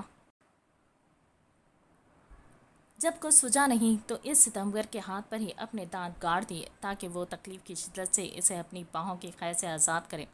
سچ بتانا، جنگل سے آئی ہو کیا؟ اسے خود کو کاٹتا دیکھ کر وہ غصے کا کڑوا گھونٹ پیتے ہوئے اس کے کان کے پاس منہ لا کر طنزیہ پوچھنے لگا۔ وہ اپنے جذبات کو کنٹرول میں رکھنا اچھی طرح جانتا تھا۔ انسان تھا یا پتھر، ٹچ سے مس نہ کیا اپنا ہاتھ۔ بیچاری کا منہ دکھ گیا تھا، مگر برابر میں لیٹا شخص تو مانو پتھر کا بنا ہوا تھا۔ چہرے پر تکلیف کا دور دور تک کوئی تاثر نہ تھا۔ بس اتنا ہی؟ اس کے منہ ہٹاتے ہی محب نے چڑھتے ہوئے کہا۔ اس کی آواز میں شوخی مچل رہی تھی۔ محب کے ہاتھ پر پوری گڑی کی طرح نجمہ کے دانتوں کے نشان آ گئے تھے۔ اچھی گھڑی بنائی ہے، چاہو تو دوسرے پر بھی بنا سکتی ہوں۔ اس نے طنزیہ مسکراہٹ چہرے پر سجائے نرمی سے کان میں سرگوشی کی۔ مقابل کو اپنا مذاق اڑاتا دیکھ اس کا خون جل گیا تھا۔ محب نے اسے مزید اپنی باہوں کے حصار میں جکڑ کر آنکھیں بند کر لی تھی۔ کچھ ہی منٹ لگے اسے گہری نیند میں جانے میں۔ نجمہ کو جیسے ہی محسوس ہوا کہ اس کی پکڑ ڈھیلی پڑ رہی ہے، وہ تیزی سے اس کے ہاتھ خود سے ہٹا کر تھوڑا دور ہو کر لیٹ گئی۔ کمرے میں دو اے سی تھے۔ وہ نہا کر نکلی تھی، اس کی آبشار ابھی بھی گیلی تھی۔ کمرہ برف کی طرح ٹھنڈا ہو رہا تھا۔ اسے اب ٹھنڈ لگنا سٹارٹ ہو گئی تھی۔ یہ گھٹیا انسان میرے حصے کا بھی اے سی اپنے کمرے میں لگوا کر بیٹھا ہوا ہے، وہ کرتے ہوئے بڑبڑائی تھی۔ اس نے کمبل اوڑھنا چاہا تھا مگر اس پر محب کے بھاری پاؤں رکھے تھے۔ نازک جان اپنی طاقت کے مطابق اس ستمبر کے پاؤں کے نیچے سے کمبل کھینچ کر نکالنے کی کوشش کرنے لگے۔ وہ 3 بار کوشش کرنے کے باوجود بھی وہ ناکام رہی تھی۔ تھک ہار کر واپس خود میں ہی سمٹ کر لیٹ گئی۔ بہت دیر تک آنکھیں موندے لیٹی زارون کو یاد کر کے اپنا دل جلاتی رہی۔ اسے اب بھی یقین نہیں آ رہا تھا کہ زارون کی محبت اتنی کمزور تھی کہ اس کے سامنے سے ہٹتے ہی وہ ہوا کی مانند اڑ گئی اور وہ اسے چاہ کر بھی اپنی قید میں نہ رکھ سکی۔ سالوں پرانی محبت چند دنوں کی دوری برداشت نہ کر سکی۔ یہ کیسی محبت تھی اس ہر جائے کی؟ محبت تھی بھی یا نہیں؟ نیند میں جانے سے قبل وہ یہی سوال بار بار خود سے پوچھ رہی تھی۔ محب کی آنکھ کھلتے ہی سب سے پہلے نگاہ نجمہ کے سردی سے ٹھٹرتے ہوئے وجود پر پڑی۔ اس نے سائڈ ٹیبل کی اوپر والی دراز سے اے سی کا ریموٹ نکالا اور اے سی کا ٹمپریچر کم کیا۔ پھر خود نجمہ کے سوئے ہوئے وجود سے لگ کر لیٹا۔ اس کے سر کو ہلکا سا اٹھا کر اپنے سیدھے ہاتھ اس کے سر کے نیچے حائل کیا۔ دوسرے ہاتھ سے کمبل نجمہ اور خود پر ڈال، پھر اس کی نازک کمر پر الٹا ہاتھ رکھ واپس نیند کی وادی میں چلا گیا۔ ہیلو! سیل کے رنگ ہونے پر اس نے نیند میں ہی سیل فون سائڈ ٹیبل سے اٹھا کر اپنے کان سے لگایا۔ ہیلو! محب، اجلال ملک سے بات ہو سکتی ہے؟ دوسری جانب سے ایک نسوانی آواز نے لچکدار انداز میں پوچھا۔ محب اسپیکنگ، اس نے آہستہ سے جواب دیا۔ محب بیٹا، میں عنائزہ بات کر رہی ہوں کیلیفورنیا سے۔ مجھے نجمہ سے بات کروا دو۔ ان کی بات سنتے ہی اس نے زبردستی اپنی آنکھیں کھولی تھی اور اپنے برابر میں سوتی ہوئی نجمہ کو دیکھا۔ آپ اس کے سیل پر کال کر لیں، محب نے لاپرواہی سے کہا۔ بیٹا اس کا سیل سوئچ آف جا رہا ہے، وہ پریشان ہو کر جواب دے ہوئی۔ ویٹ، محب نے کہہ کر کال ہولڈ پر لگا دی۔ نچ پہلے تو اسے سمجھ نہ آ رہا تھا کہ وہ اپنے برابر میں سوتی جنگلی شیرنی کو کیسے جگائے، پھر نہایت نرمی سے اسے آواز دی۔ اس کی آواز دینے پر بجائے اٹھنے کے کروٹ لے کر اس کے کشادہ سینے سے آ لگی۔ پھر تو جیسے دل ہی بیمان ہو گیا۔ نچ، انائزہ آنٹی کال پر ہیں، بات کرو گی؟ اس کے رخسار کو نرمی سے سہلاتے ہوئے آہستہ سے استفسار کیا۔ انائزہ آنٹی؟ محب کے رخسار سہلاتے ہی اس نے چونک کر آنکھ کھولی تھی۔ اس وجیہہ مرد کو اپنے اتنے قریب دیکھ تیزی سے بکھلا کر اٹھ بیٹھی۔ سیل کیوں آف کیا ہوا ہے اپنا؟ وہ اپنی کونی تکیے سے ٹکا کر اس کے سہارے اپنا خوبصورت چہرہ اونچا کرتے ہوئے تفتیشی افسران کی طرح پوچھنے لگا۔ میری مرضی۔ وہ لڑکی جھکنا نہیں جانتی تھی، ہمیشہ شیرنی کی طرح محب پر دھاڑنے کے لیے تیار رہتی۔ اس کا جواب سنتے ہی محب نے اپنے دانت پیسے۔ مرضی تمہاری ہے، اس میں کوئی شک نہیں ہے، مگر اپنے چاہنے والوں کو مجھ سے دور رکھو۔ اس نے سیل نجمہ کی جانب پھینک کر غصہ سخت لہجے میں کہا تھا۔ خاصا سخت لہجے میں کہا۔ پھر اس نے منہ پھیر کر دوسری سمت کروٹ لے کر آنکھیں موند لی۔ السلام علیکم آنٹی۔ کچھ لمحے سوچنے کے بعد اس نے فیصلہ کیا کہ وہ بات کرے گی۔ محب کا سیل اٹھا کر کمرے کے دوسرے حصے میں جانے کی نیت سے بیڈ سے اتری۔ محب کا بڑا سا کمرہ 2 حصوں میں پارٹیشن تھا۔ کمرے کا 2 حصوں میں پارٹیشن کرنے کے لیے کمرے کے درمیان میں ایک بڑے سے کالے شیشے کا دروازہ لگا تھا۔ نجمہ نے اس شیشے کے دروازے کو کھسکا کر کھولا اور کمرے کے دوسرے حصے میں داخل ہوئی۔ اندھیرے میں شیشے کا دروازہ بالکل کالا سا لگتا ہے، جس کے آر پار کچھ نظر نہ آتا، مگر روشنی ہونا جانے کے بعد وہ کرسٹل کی طرح صاف شفاف آر پار دیکھتا تھا۔ وہ کمرے میں صوفے پر اطمینان سے بیٹھتے ہوئے گویا ہوئی اس کی آواز میں کپکپاہٹ انائزہ بیگم اور زارون نے محسوس کر لی تھی۔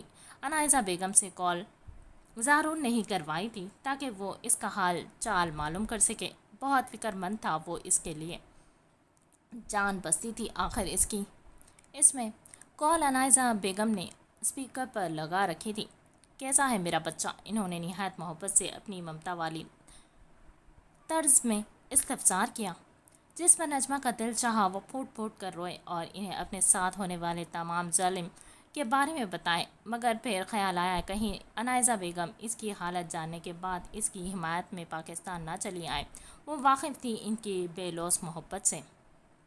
وہ انہیں کسی خطرے میں نہیں ڈالنا چاہتی تھی، اسی لیے اپنے بکھرتے ہوئے جذبات پر قابو پانے کی کوشش کرنے لگی۔ ہر حال میں اللہ کا کرم ہے۔ اس کا جواب سنتے ہی انائزہ بیگم اور زارون ایک دوسرے کا چہرہ تکنے لگے، کیونکہ وہ دونوں اچھی طرح واقف تھے کہ نجمہ یہ جملہ تب ادا کرتی ہے جب وہ بہت تکلیف میں ہو۔ تم ٹھیک نہیں ہو، اس کا مطلب؟ زارون نے پریشان ہو کر فوراً انائزہ بیگم کو اشارہ کیا کہ نجمہ سے پوچھے کہ اسے کیا تکلیف ہے۔ میری چھوڑے زارون کی، وہ کہتے کہتے رک گئی تھی۔ بہت چاہا کہ نہ روئے، مگر پھر بھی خود کو روک نہ سکی۔ زارون کی شادی کی تیاری کیسی چل رہی ہے؟ بمشکل اپنے بکھرتے جذبات پر قابو پا کر بے دردی سے اپنے آنسو صاف کرتے ہوئے اپنے ادھورے چھوڑے ہوئے جملے کو مکمل کیا۔ اچھی چل رہی ہے۔ وہ صرف اپنے بیٹی کی خاطر جھوٹ بولنے پر مجبور تھی۔ زارون کا دل شدت کرب سے پھٹ رہا تھا۔ نجمہ کی درد بھری آواز سن تم کب واپس آ رہی ہو؟ زارون بے صبری سے اس کے جواب کا منتظر تھا، جس کے بغیر ایک ہفتہ گزارنا ممکن نہ تھا۔ اسے دیکھ کہیں ہفتے گزر چکے تھے۔ اس نے فیصلہ کیا تھا وہ اپنے بابوں کے گھر چلا جائے گا، مگر جانے سے قبل وہ آخری بار نجمہ کو دیکھ لینا چاہتا تھا۔ اس عاشق کی بس اتنی سی خواہش تھی کہ جاتے وقت اس کے حسین سراپے کو آنکھوں میں بھر لے اپنی۔ میں واپس آ کر اب کیا کروں گی؟ اس نے صدمے سے دو چار حالت میں جواب دیا۔ وہ محب کے نکاح میں بندے ہونے کے بعد زارون کے خواب کیسے دیکھ سکتی تھی؟ بے رحموں نے بڑی بے دردی سے آنکھوں سے سارے خواب نوچ ڈالے تھے۔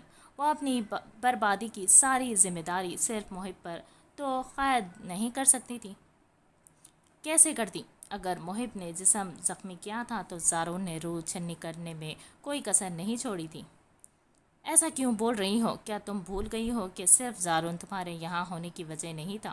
میں ماں بن کر لائی تھی تمہیں اپنے ساتھ۔ کیا میں نے کبھی اپنی ذمہ داریوں میں کوئی کوتاہی کی؟ یا تمہارے انکل نے جو تم ہمیں اتنی سنگین سزا دے رہی ہو؟ انائزہ بیگم اس کی دلی کیفیت سمجھتی تھی، پھر بھی زور دے رہی تھی اس کے واپس آنے پر۔ وہ دلی طور پر خواہش رکھتی تھی کہ نجمہ واپس آئے تاکہ ان کا بیٹا تاریکیوں سے نکل کر واپس زندگی کی جانب لوٹے۔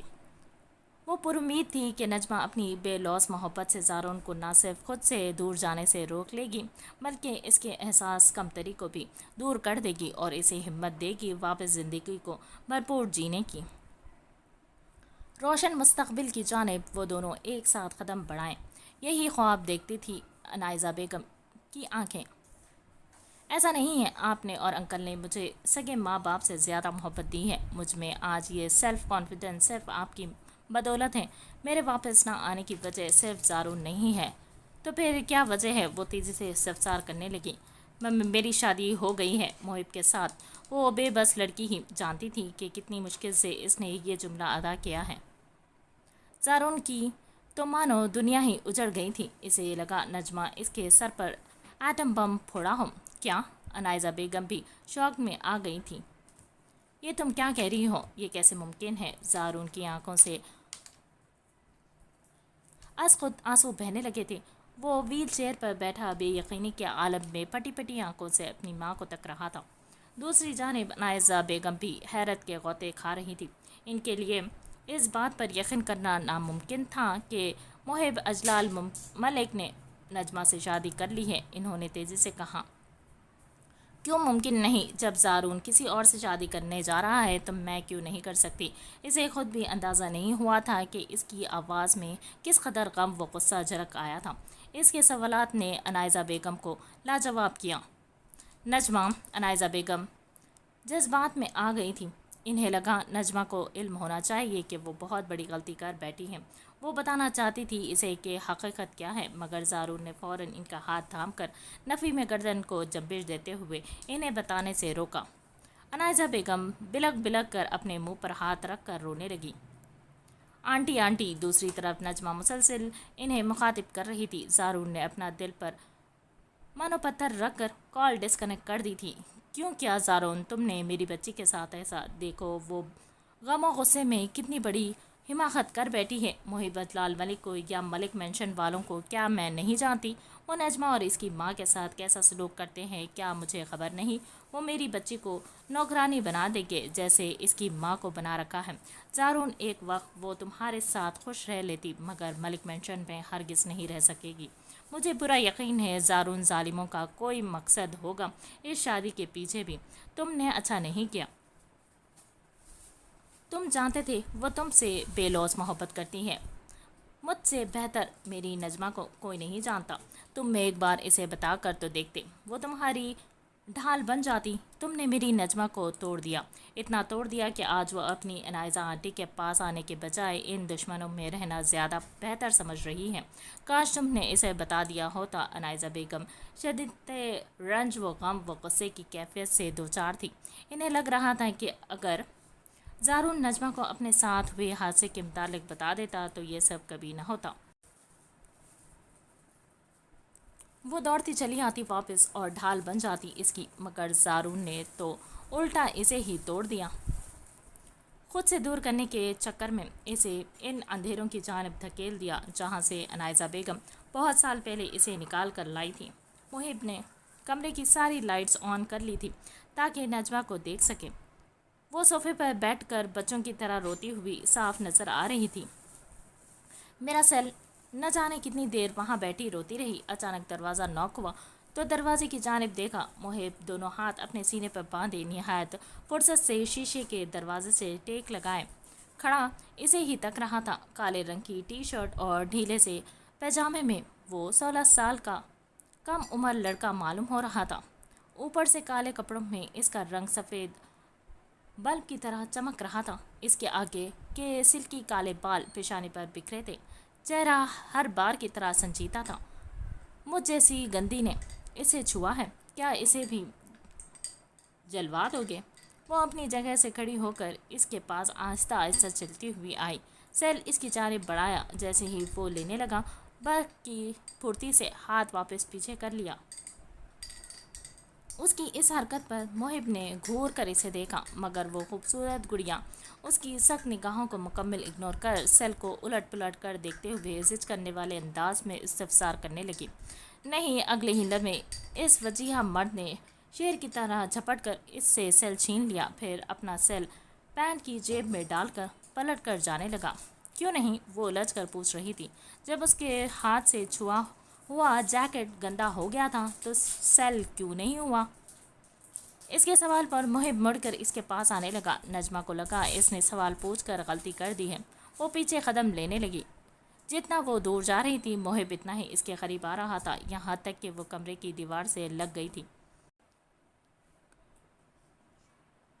عربی کا مشہور قاعدہ ہے، ناکرہ کی نسبت جب معرفہ کی طرف ہو تو وہ بھی معرفہ بن جاتا ہے۔ محب بالکل اس کے نزدیک آ گیا تھا۔ دونوں کی آنکھیں ٹکرائیں تو نجمہ کو شادی کی پہلی رات یاد آئی۔ وہ یاد آتے ہی جیسے وہ پوری جان سے کانپ اٹھی تھی۔ بمشکل اپنا تھوک نکلنے میں گلے میں نکلا اور واپس نظریں جھکا لیں۔ محب نے اس کی ٹھوڑی کو نرمی سے پکڑ کر اونچا کیا تو دونوں کی نظریں دوبارہ ملیں۔ اس کی کالی نشیلی آنکھیں رونے کے سبب مزید نشیلی ہو گئی تھی۔ محب کی دی ہوئی کالے رنگ کی ڈھیلی ڈھالی ٹی شرٹ اور پیجامے میں وہ کسی ہور سے کم معلوم نہیں ہو رہی تھی۔ اس کے دیے جواب پر وہ ناسمجھی سے اسے تکنے لگی۔ مطلب وہ پوچھے بغیر نہ رہ سکی۔ مطلب یہ کہتے ہیں؟ اس نے نجمہ کی گھنی کالی زلفوں میں اپنا ہاتھ الجھایا اور اس کے چہرے کے بالکل قریب اپنا چہرہ آیا، اتنا قریب کہ دونوں کی ناک مس ہوئی۔ اس کی غربت کے سبب نجمہ اگلا سانس نہ لے سکی۔ جب کسی عام کو کسی خاص کی جانب منسوب کر دیا جاتا ہے تو وہ عام بھی خاص ہو جاتا ہے۔ اب یہ مت کہنا یہ بھی سمجھاؤں، اس نے آخری جملہ مضحکہ خیز انداز میں کہا۔ میں تم سے منسوب نہیں ہوں اور نہ کبھی ہوں گی۔ مانا خوف زدہ تھی اس کی نزدیکی سے، پھر بھی اپنے وجود میں ہمت جما کر قطعی انداز میں گویا ہوئی۔ تم منسوب ہو چکی ہو مسز محب اجلال ملک، اس نے کہتے ہی اس کے ہونٹوں کو نرمی سے چوما، جیسے مہر لگائی ہو اس پر اپنی۔ دور رہو مجھ سے۔ نجمہ کو شدید کراہیت محسوس ہوئی۔ اس نے اپنے دونوں ہاتھ اس کے سینے پر مار کر اسے خود سے دور دھکیلا۔ وہ دور تو نہ ہوا، البتہ آنکھوں میں غصہ ضرور اتر آیا۔ اب کیا چاہیے تمہیں مجھ سے؟ سب تو لے چکے ہو تم۔ وہ محب کو خود سے دور رکھنے کی اپنی پوری جان سے کوشش کر رہی تھی، مگر اس ورزشی جسامت والے مرد کے آگے اس نازک صفت لڑکی کی کوشش بیکار تھی۔ محب نے اس کے دونوں ہاتھوں کو اپنے ایک ہاتھ سے قابو کر کے اوپر دیوار سے لگایا۔ اگر میں سب کچھ لے ہی چکا ہوں تو پھر یہ ڈر کیوں؟ وہ اس کی آنکھوں میں جھانکتے ہوئے تفتیشی انداز میں آبرو جھکا کر استفسار کرنے لگا۔ ڈرتی نہیں ہوں میں تم سے، اپنی یہ خوش فہمی نکال دو۔ اس نازک لڑکی کا پورا وجود کپکپا رہا تھا، اس کے باوجود مقابل کی آنکھوں میں جھانک کر دو ٹوک انداز میں کہا۔ محب کی نگاہیں اس لمحے اس کی کپکپاتی ٹانگوں پر گئی تھی۔ چھوڑو مجھے۔ وہ اپنے ہاتھ چھڑوانے کی کوشش کر رہی تھی، جبکہ محب فرصت سے اس کے حسین چہرے کو تک رہا تھا۔ کیا چاہتے ہو آخر مجھ سے؟ وہ اب روحانسی لہجے میں پوچھنے لگی۔ اس کے پاؤں بری طرح سے کپکپا رہے تھے، کچھ خوف اور کچھ کمزوری کے سبب۔ اگر اس سنگ دل نے ہاتھوں کو نہ پکڑ رکھا ہوتا تو وہ کب کی گر چکی ہوتی فرش پر۔ سکون، اس نے گہری بولتی نظروں سے نجمہ کے حسین وجود کو تکتے ہوئے جواب دیا۔ تو چھوڑ دو مجھے، آزاد کر دو، تمہیں بھی سکون آ جائے گا اور مجھے بھی۔ ویسے بھی میرا سب چھین چکے ہو تم، تمہیں وہ مل چکا ہے جو تمہیں چاہیے تھا۔ نجمہ اس کا جواب سمجھ نہیں سکی تھی۔ اس بات کا اندازہ وہ لڑکا اس کے دیے جواب سے لگا رہا تھا۔ کیا تمہیں واقعی لگتا ہے مجھے وہ مل گیا جو میں چاہتا ہوں؟ یہ جملہ ادا کرتے وقت اس کی آنکھیں متلاشی تھیں، جیسے کچھ ڈھونڈ رہا ہو۔ نجمہ کو پہلی بار اس کی آنکھوں میں ایک لمحے کے لیے شدید کرب نظر آیا، مگر اس سے پہلے وہ سمجھتی محب نے نگاہیں چرا لی تھیں۔ مجھے یہ جاننے میں کوئی انٹرسٹ نہیں ہے کہ تمہیں کیا چاہیے اور کیا نہیں۔ تم بس میرے ہاتھ چھوڑو، مجھے درد ہو رہا ہے، وہ جھنجھلاتے ہوئے بولی۔ انسان کو سکون کب تک چاہیے ہوتا ہے؟ اس نے اچانک ہی سوال کیا، جو نجمہ کو موقع محل کے اعتبار سے اب سے معلوم ہوا۔ دونوں جہانوں میں انسان چاہتا ہے وہ مرنے کے بعد بھی سکون میں رہے، یعنی جنت میں۔ مل گیا جواب۔ اب اگر تمہارے یہ عجیب سوالات ختم ہو گئے ہوں تو چھوڑو گے مجھے؟ وہ منہ بسور کر نہایت چڑھتے ہوئے جواب دے ہوئی تھی۔ محب نے اس کا جواب سنتے ہی اس کے ہاتھ پر اپنی پکڑ ڈھیلی کی۔ اس لمحے وہ کچھ سوچ رہا تھا، مگر اس کی آنکھیں اس قدر پراسرار تھیں کہ نجمہ چاہ کر بھی نہ جان سکی کہ اس کے ذہن میں کیا چل رہا ہے۔ وہ واقف تھا کہ اس کے ہاتھ چھوڑتے ہی وہ نازک لڑکی فرش پر گرے گی، اس لیے ہاتھ چھوڑتے ہی ایک لمحے کی دیری کیے بغیر اسے باہوں میں بھر لیا۔ اب کہاں لے جا رہے ہو مجھے؟ وہ اس کے سوالات کو مکمل خاطر میں نہ لاتے ہوئے اسے نیچے لے آیا تھا۔ اس لڑکی نے کیا کالا جادو کر دیا ہے محب پہ؟ جب دیکھو گود میں لیے پھرتا رہتا ہے۔ مبشرہ بیگم کھانے کی میز پر بیٹھی ہوئی تھی۔ عروسہ بیگم اور باقی ملازمین کھانا میز پر سجا رہے تھے کہ محب نے نجمہ کو لا کر چیئر پر بٹھایا اور خود برابر والی چیئر پر بیٹھ گیا۔ مبشرہ بیگم تو گویا انگارے چبا رہی تھی۔ جب سے نکاح ہوا تھا ان کی نظر میں نجمہ مہارانیوں کی طرح کمرے میں بیٹھی ہوئی تھی، اور اگر کبھی باہر نظر بھی آتی تو محب کی باہوں کے حصار میں۔ نجمہ بے یقینی سے محب کا خوبصورت چہرہ تک رہی تھی۔ اس لمحے نجمہ کو لگا وہ کوئی اور ہے، وہ محب نہیں ہو سکتا، کبھی بھی نہیں۔ وہ جس محب کو جانتی تھی وہ تو اسے کبھی بھی اپنی برابری پر بیٹھتے نہیں دیتا تھا، پھر یہ برابر میں بیٹھنا شخص کون تھا جو مزے سے کھانا اپنی پلیٹ میں نکال رہا تھا؟ اور اس کے بھی عروسہ بیگم کی آنکھیں چمک اٹھی تھی نجمہ کو پوری فیملی کے ساتھ کھانے کی میز پر پروقار انداز میں بیٹھا دیکھ۔ پھر دیکھ رہی ہو؟ محب کے آہستہ مگر استہزائیہ انداز میں ٹوکتے ہی وہ حواس میں لوٹی۔ نجمہ گڑبڑا کر پلیٹ کے پاس رکھا چمچہ اٹھانے لگی۔ او تو کیا آج سے نجمہ بھابھی بھی ہمارے ساتھ کھانا کھائیں گی؟ صوبیہ نے مسکرا کر چیئر پر بیٹھتے ہوئے نجمہ پر حقارت بھری نظر ڈال کر مذائقہ خیز انداز میں پوچھا۔ کیوں، کوئی تکلیف ہے؟ نجمہ جواب دیتی اس سے قبل ہی محب نے سپاٹ سے لہجے میں اسے گھورتے ہوئے استفسار کیا۔ محب نے جواب تو کیا دیا تھا، مانو صوبیہ کے منہ پر بے عزتی کا تماچا لگایا تھا۔ وہ ابھی نئی تھی ملک مینشن میں، اسی لیے محب کے رویے سے واقف نہیں تھی۔ وہ نہیں جانتی تھی کہ محب 2 لمحے نہیں لگاتا تھا سامنے والے کو ذلیل کرنے میں۔ محب کے سوال پر وہ جھٹ پٹا سی گئی تھی۔ میں نے تو ایسے ہی پوچھ لیا تھا، اس نے تیزی سے لچکدار انداز میں جواب دیا۔ کھانا شروع کرو بیٹا، مبشرہ بیگم نے صوبیہ کی جانب دیکھتے ہوئے نرمی سے کہا، پھر محب سے مخاطب ہو کر۔ محب وہ تو بس پوچھ رہی تھی، اگر تمہیں برا لگ رہا ہے تو ٹھیک ہے، آج سے اس ملک مینشن میں تمہاری مہارینی سے کوئی بات نہیں کرے گا۔ مبشرہ بیگم نے صوبیہ کی سائیڈ لی تھی، ساتھ ساتھ آخر جملہ خاص جتاتے ہوئے طنزیہ ادا کیا۔ گڈ، اس نے نہایت مغرور لہجے میں فقط اتنا جواب دے کر پانی کا گلاس اپنے انابی ہونٹوں سے لگایا۔ مبشرہ بیگم تلملا اٹھی تھی، ان کے ساتھ ساتھ رقیہ بیگم اور صوبیہ بھی، جبکہ جازی خاموشی سے کھانا کھانے میں مگن تھا۔ جب سے نجمہ اور محب کا نکاح ہوا تھا جازی کو تو مانو چپ لگی تھی۔ وہ کھانا کھانے کے بعد اسے واپس کمرے میں لے آیا تھا۔ پورا دن سو کر گزار رہا تھا، اسی لیے اب نیند آنا مشکل تھی۔ وہ اپنی پسند کی فلم لگا کر صوفے پر بیٹھ کر دیکھنے لگا، جبکہ نجمہ بیڈ پر لیٹی اوپر چھت کو تک رہی تھی۔ اس کے ہاتھ سے ریموٹ ٹیبل کے نیچے گر گیا تھا۔ اف، وہ جھنجھلا کر تیزی سے ریموٹ اٹھانے کے لیے جھکی۔ ٹیبل کے شیشے کے کارنر کی نوک نکلی ہوئی تھی جو اس کے بے دھیانی میں اٹھنے کے سبب لگ سکتی تھی۔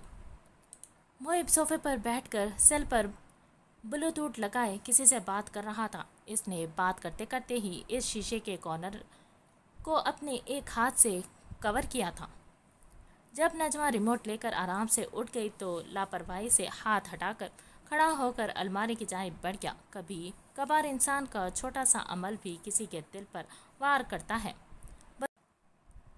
بظاہر تو محب بالکل لاپرواہی کا مظاہرہ کرتا، نجمہ کی کمرے میں موجودگی کو لے کر کوئی خاص بات بھی نہ کرتا۔ اپنے ایک نئے بزنس پروجیکٹ کو لے کر کافی بزی تھا وہ ایک ہفتے سے، اسی لیے روزانہ گھر بھی لیٹ آ رہا تھا، لیکن اس کے اس عمل سے نجمہ کو پہلی بار احساس ہوا وہ اس کا خیال رکھتا ہے. وہ اتنا لاپرواہ نہیں ہے جتنا وہ دکھاتا ہے. کیا یہ شخص میرا خیال رکھنے لگا ہے؟ وہ محب کے خوبصورت سراپے پر نظر ٹکائے سوچنے لگی.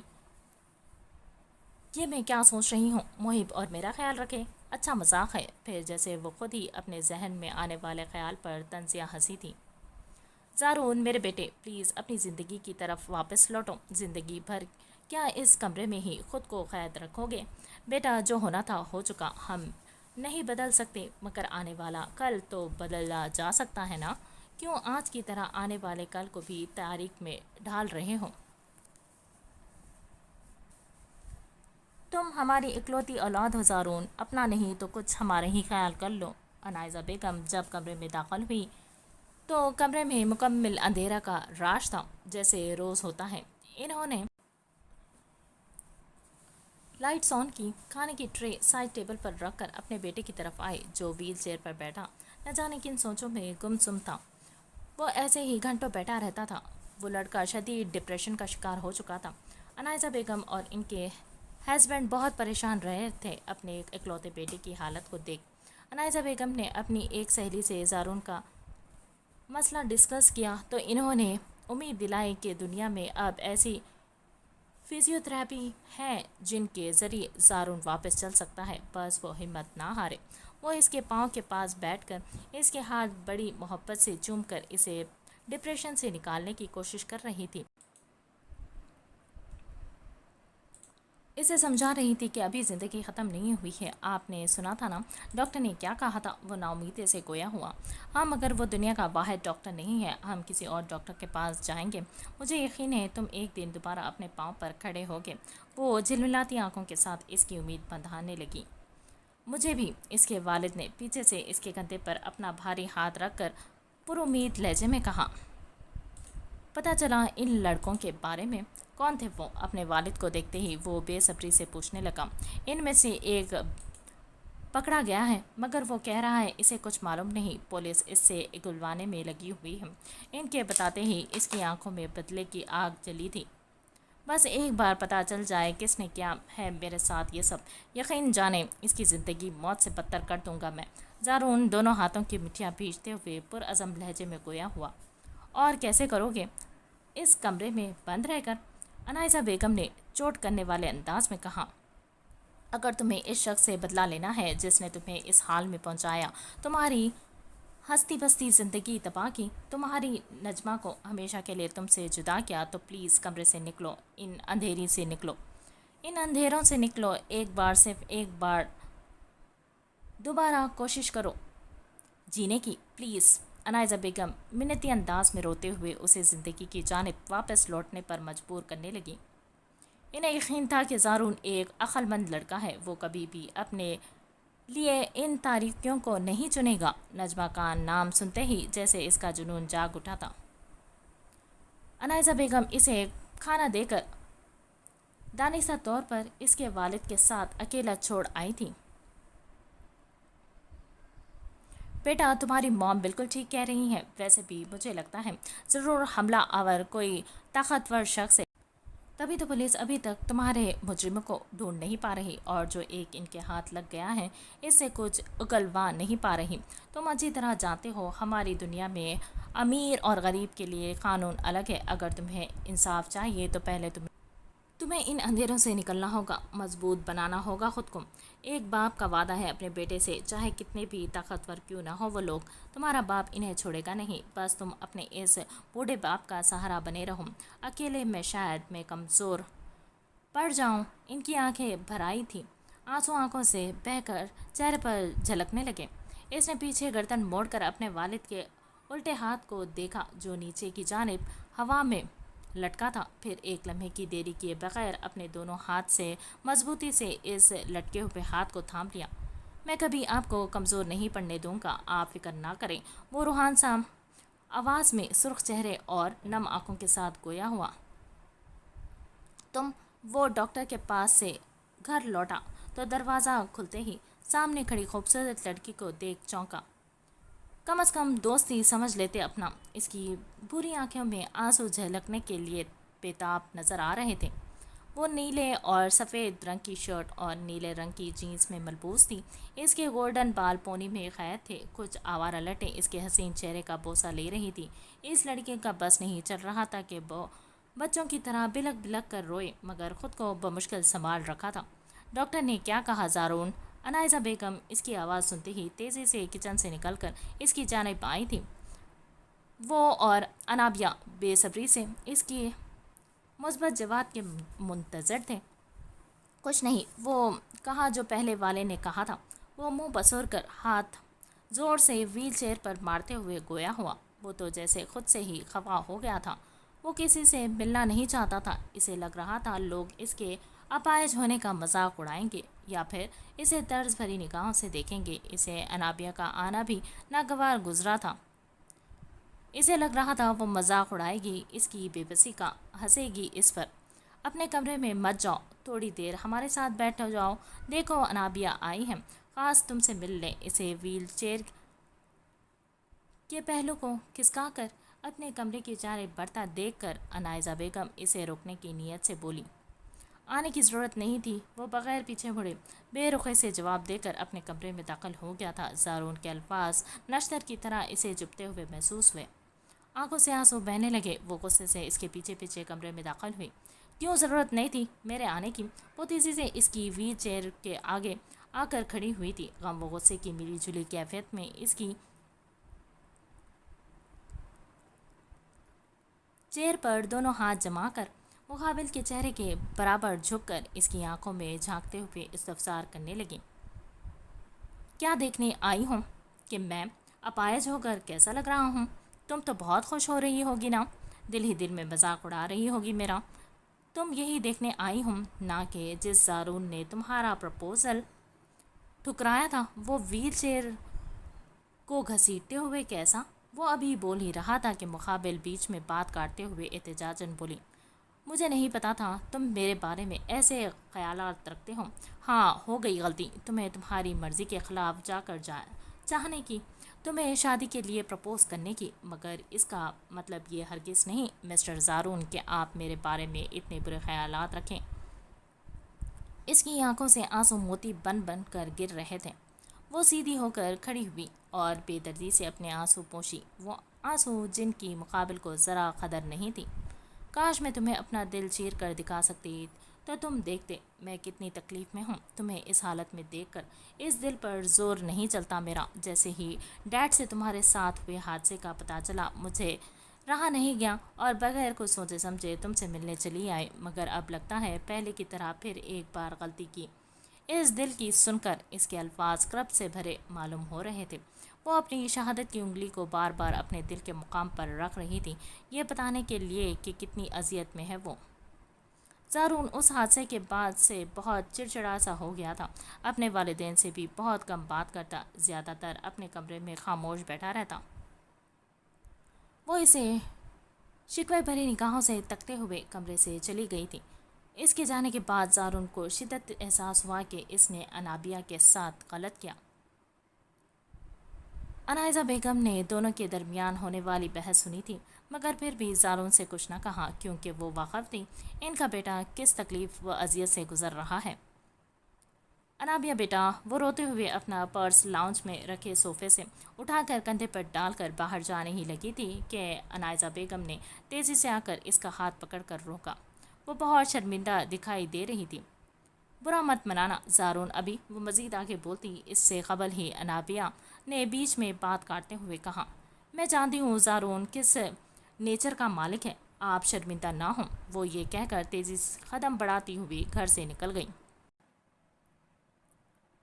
जैसे ही अपनी कार में बैठी, ज़ारून का व्हील चेयर पर बैठा होना इसकी आंखों में घूमने लगा। वो फूट फूट कर रोने लगी। वो हसीन लड़का पहली नज़र की मोहब्बत था इसकी। वक्त इसका दिल जानता था कि इसने कैसे खुद को रोक रखा था इसके सामने ना बिखरने से। या अल्लाह, प्लीज़ ज़ारून को ठीक कर दे, मैं उसे इस हालत में नहीं देख सकती। वो रोते हुए दुआ गो हुई थी। वो ऑफिस से घर लौटा तो सबसे पहले अपने कमरे का रुख किया। वो बगैर एक लम्हे की देरी किए कोट और टाई उतार बेड पर डालकर तेज़ी से फ्रेश होने के वॉशरूम की जानिब बढ़ गया था। نہا کر اپنا نائٹ ڈریس پہن کر جیسے ہی شیشے کے دروازے کے پاس سے گزرا، آنکھیں حیرت سے پھیلی تھی۔ وہ حسین لڑکی صوفے پر بے ڈھنگے طریقے سے لیٹی ہوئی تھی، سر کے نیچے کشن لگائے، ایک پاؤں صوفے کے اوپر کے حصے پر اور دوسرا نیچے حصے کی کارنر پر رکھے، ببل گم چباتے ہوئے بڑی سی LCD پر فلم دیکھنے میں مگن تھی۔ صوفے کے کچھ کشن فرش کا بوسہ لے رہے تھے۔ سامنے میز پر کولڈ ڈرنک کا خالی گلاس، بوتل، میگی کا خالی پیالہ، چائے کا خالی کپ، پاپ کارن کچھ بڑے سے کانچ کے پیالے میں اور کچھ میز پر بکھرے ہوئے۔ محب جتنا صفائی پسند تھا وہ اتنی ہی اس معاملے میں لاپرواہ تھی۔ اب وہ اس کمرے کو اپنا عارضی قید خانہ تصور کرنے لگی تھی۔ وہ پورا دن لیٹ کر رومانٹک فلمیں دیکھتی رہتی۔ اس کے پاس کرنے کے لیے کوئی کام بھی تو نہیں تھا۔ کمرے سے باہر جا کر مبشرہ بیگم اور ملک مینشن کے دوسرے لوگوں کے چہرے دیکھتے سے کہیں بہتر اسے فلم دیکھنا لگا تھا۔ محب کافی دنوں سے بہت بزی رہ رہا تھا، جس وجہ سے وہ صبح ہی کمرے سے نکل جاتا اور رات کو لیٹ گھر لوٹتا۔ نجمہ آرام سے پورے دن کمرے میں اکیلے رہتی۔ اس نے سوچا ہوا تھا جب فلم ختم ہو جائے گی تو روزانہ کی طرح کمرہ صاف کر دے گی، مگر آج محب جلدی گھر آ گیا تھا۔ محب کو تو جیسے ایک تو ثانیے کے لیے اپنے کمرے کی حالت دیکھ صدمہ سا لگ گیا تھا۔ یہ سب کیا ہے نجمہ فلم دیکھنے میں اتنی مگن تھی کہ اسے کمرے میں محب کی موجودگی کا ذرا علم نہ ہوا۔ اچانک اس کی آواز سن وہ چونکی، مگر اگلے ہی لمحے اسے مکمل اگنور کر واپس فلم دیکھنے لگی۔ میں کچھ پوچھ رہا ہوں، اس بار اس خبرو نوجوان نے ذرا سختی سے استفسار کیا۔ پہلے تو اپنا پاؤں نیچے رکھو، لڑکیاں اس طرح نہیں لیٹتی۔ اس نے محب کے سوال کو مکمل نظر انداز کیا تھا۔ اسے لگا جیسے وہ دیوانوں سے بات کر رہا ہے۔ اپنا یوں اگنور ہونا اسے غصہ دلا گیا تھا۔ وہ LCD اور نجمہ کے درمیان حائل ہو کر غصے سے اسے گھورنے لگا۔ جواب میں وہ ناسمجھی سے اسے دیکھنے لگی۔ اس حسین گڑیا کی معصومیت پر محب کا بلڈ پریشر ہائی ہوا تھا۔ اس نے تیزی سے اس کے سیدھے پاؤں کو صوفے کے اوپر کے حصے سے نیچے جھٹک کر خاصا جتاتے ہوئے تمیز کا پارٹ سکھایا۔ میری مرضی، میرا قید خانہ ہے، میں جیسے چاہے لیٹوں۔ تمہیں زیادہ تکلیف ہے تو مجھے کمرے سے نکال دو۔ وہ بھرم سے بولی اور آخر میں اس کی مدد کے لیے تجویز بھی پیش کر دی۔ اس کی دی ہوئی تجویز پر وہ دانت پیستے پر مجبور ہوا تھا۔ محب کو گندگی ایک لمحے کے لیے بھی برداشت نہ تھی۔ وہ لڑکی مانو اس کے صبر کا اچھا خاصا امتحان لے رہی تھی۔ کتا بھی جب زمین پر بیٹھتا ہے تو اپنے ارد گرد کی گندگی کو صاف کرتے بیٹھتا ہے۔ وہ اپنی کمر پر ایک ہاتھ ٹکا کر نہایت چڑچڑے انداز میں خاصا جتاتے ہوئے سمجھانے لگا۔ تو میں کیا کروں؟ وہ معصومیت سے آنکھیں ٹمٹماتے ہوئے پوچھنے لگی۔ فقط اتنا کہ کمرے کی صفائی کرو۔ اس کی معصومانہ سوال پر وہ جذ بز ہو کر تیزی سے جواب دے ہوا۔ فلم دیکھنے کے بعد کر دوں گی، اب سامنے سے ہٹو۔ وہ لاپرواہی سے گویا ہوئی۔ جی نہیں، ابھی کے ابھی کرو، وہ حاکمانہ انداز میں غراتے ہوئے بولا۔ میں نہیں کری، زیادہ ہے تو خود کر لو۔ محب کا حکم صادر کرنا اسے سخت ناگوار گزر رہا تھا۔ پہلے تو وہ خود صاف کرنے کا ارادہ رکھتی تھی فلم ختم ہونے کے بعد، مگر اب وہ بھی اڑ گئی تھی۔ اس نے لیٹتے لیٹتے ایک پاؤں کو اونچا کر کر دوسرے پاؤں کو اس پر ٹکا کر ببل گم چباتے ہوئے طنزیہ مسکراہٹ کے ساتھ اکڑ کر کہا۔ اگر وہ نارمل انداز میں بھی کہہ دیتی کہ ملازم کو بلوا کر صفائی کر لو تو وہ ملازمہ سے کروا لیتا، مگر اس نے اکڑ دکھائی جو محب کو کسی صورت برداشت نہیں تھی۔ اگلے لمحے اس کی جان نکلی جب محب نے اس کا کھڑا کیا ہوا پاؤں تیزی سے کھینچ وہ جو کارنر پر کشن لگا کر اس پر سر ٹکائے اونچی ہو کر لیٹی ہوئی تھی۔ اس حملے کے نتیجے میں کارنر سے نیچے صوفے کے حصے پر آ گئی۔ محب برق کی پھرتی سے اس کے اوپر آ گیا تھا۔ اس کی کالی نشیلی آنکھیں حیرت سے بڑی بڑی ہو گئی تھی۔ دونوں کی آنکھیں ٹکرائیں۔ نجمہ کو شدید احساس ہوا کہ اس نے غلطی کی، محب کو غصہ دلا کر۔ شاید مجھے صفائی کر دینی چاہیے تھی، وہ دل میں خوفزدہ ہو کر بڑبڑائی تھی۔ محب اس کے حسین چہرے کے قریب اپنا چہرہ لایا تو لگا گلا خوف کے مارے خشک پڑ گیا تھا۔ یک، نجمہ بدبو آ رہی ہے تم سے، 2 دن سے ایک ہی سوٹ میں ہوں۔ نہانے پر ٹیکس نہیں لگتا، اسی لیے نہا بھی لیا کرو گندی۔ محب خوشبو کا عادی تھا اور وہ لڑکی جیسے بس اپنی زندگی کا وقت گزار رہی تھی، وہ تو خود کو زندہ لوگوں میں شمار نہیں کرتی تھی۔ پھر خوشبو لگانا، روز سجنا سنورنا، کپڑے بدلنا، بال بنانا، میک اپ کرنا، جویلری پہننا، یہ سارے کام تو زندہ دل والے کرتے ہیں، مردہ دل تھوڑی۔ پھر وہ کسی کے لیے خود کو سنوارتی پھر وہ کس کے لیے خود کو سنوارتی؟ محب کے لیے، اپنی جانی دشمن کے لیے؟ ہرگز نہیں۔ وہ واقف تھی کہ اگر اس نے ذرا بھی بناؤ سنگار کیا تو محب اسے نہیں چھوڑے گا۔ محب نے جیسے ہی اس کی گردن پر جھکنا چاہا، ہلکی سی بدبو نے اسے کراہیت کا شکار کیا اور وہ تیزی سے پیچھے ہٹ کر منہ بسوڑتے ہوئے بولا، اتنی ہی بدبو آ رہی ہے میرے وجود سے تو دور ہٹ جاؤ۔ میں نے کوئی دعوت نہیں دی تمہیں اپنے قریب آنے کی۔ اس کی تو جیسے جان میں جان آئی تھی۔ محب کو خود سے دور ہٹتا دیکھ وہ فوراً ہی آنکھیں چھوٹی کر کے اسے گھورتے ہوئے جواب دے ہوئی، نہا کر آؤ ابھی اور یہ کپڑے چینج کرو۔ وہ زیادہ بحث کرنا پسند نہیں کرتا تھا، اسی لیے نجمہ کی بات کا کوئی جواب نہ دیا۔ اس سے دور ہٹ کر بیٹھتے ہوئے حاکمانہ انداز میں گویا ہوا۔ اس کے ہٹتے ہی وہ تیزی سے سیدھی ہو کر بیٹھی۔ اور نہ کروں تو؟ اس نے چیلنج دینے والے انداز میں کہا۔ میں خود کروا دوں گا، وہ نہایت دھیمے لہجے میں اور طنزیہ مسکراہٹ اپنے انابی ہونٹوں کے کناروں پر سجائے اس کی آنکھوں میں جھانکتے ہوئے شوخے سے بولا۔ بس اتنا سننا تھا کہ وہ بجلی کی رفتار سے صوفے سے اٹھ کر الماری کی طرف لپکی۔ الماری کھولتے ہی محب کے کپڑوں سے الماری کو بھرا دیکھ اسے یاد آیا کہ اس کے کپڑے تو نیچے کمرے میں ہیں، واش روم ادھر ہے۔ وہ بھی پیچھے پیچھے چلتا ہوا آیا۔ جب اسے الماری بند کر کے باہر دروازے کی طرف بڑھتا دیکھا تو یاد دہانی کی نیت سے دونوں ہاتھ پیجامے کی جیب میں ڈالے ٹوکا اور آنکھوں کے اشارے سے واش روم کے راستے کی رہنمائی کی۔ میرے کپڑے نیچے کمرے میں ہیں۔ وہ بغیر پیچھے مڑے جواز پیش کر کے دروازے کا لاک کھولنے لگی۔ یہ پہن لو۔ وہ الماری سے ایک سفید شرٹ اور بلیک پینٹ ہینگ سے نکال کر بیڈ پر ڈالتے ہوئے حکم صادر کرنے لگا۔ جب سے میں اس کمرے میں آئی ہوں تمہارے ہی کپڑے پہن رہی ہوں، وہ التجاجاً بولی تھی۔ تو اسے سمجھ نہیں آیا کہ اس بات پر احتجاج کا کیا مطلب۔ اس کے نزدیک وہ احتجاج کرتے ہوئے تب اچھی لگتی جب وہ اسے اپنے پرانے کپڑے پہننے کے لیے دے رہا ہوتا، جیسے وہ خود مہنگے وہ برانڈڈ کپڑے پہننا پسند کرتا تھا ویسے ہی اسے دے رہا تھا۔ تو مجھے اچھا نہیں لگتا تمہاری چیزیں یوز کرنا۔ وہ اس کی جانب مڑ کر صاف لفظوں میں گویا ہوئی۔ یہ بھول جاتی ہے کیا کہ یہ خود پوری کی پوری میری ہے؟ میری ہے تو میری ہی چیزیں یوز کرے گی نا؟ بے وقوف، وہ منہ میں بڑبڑایا تھا۔ یہ پہن لو۔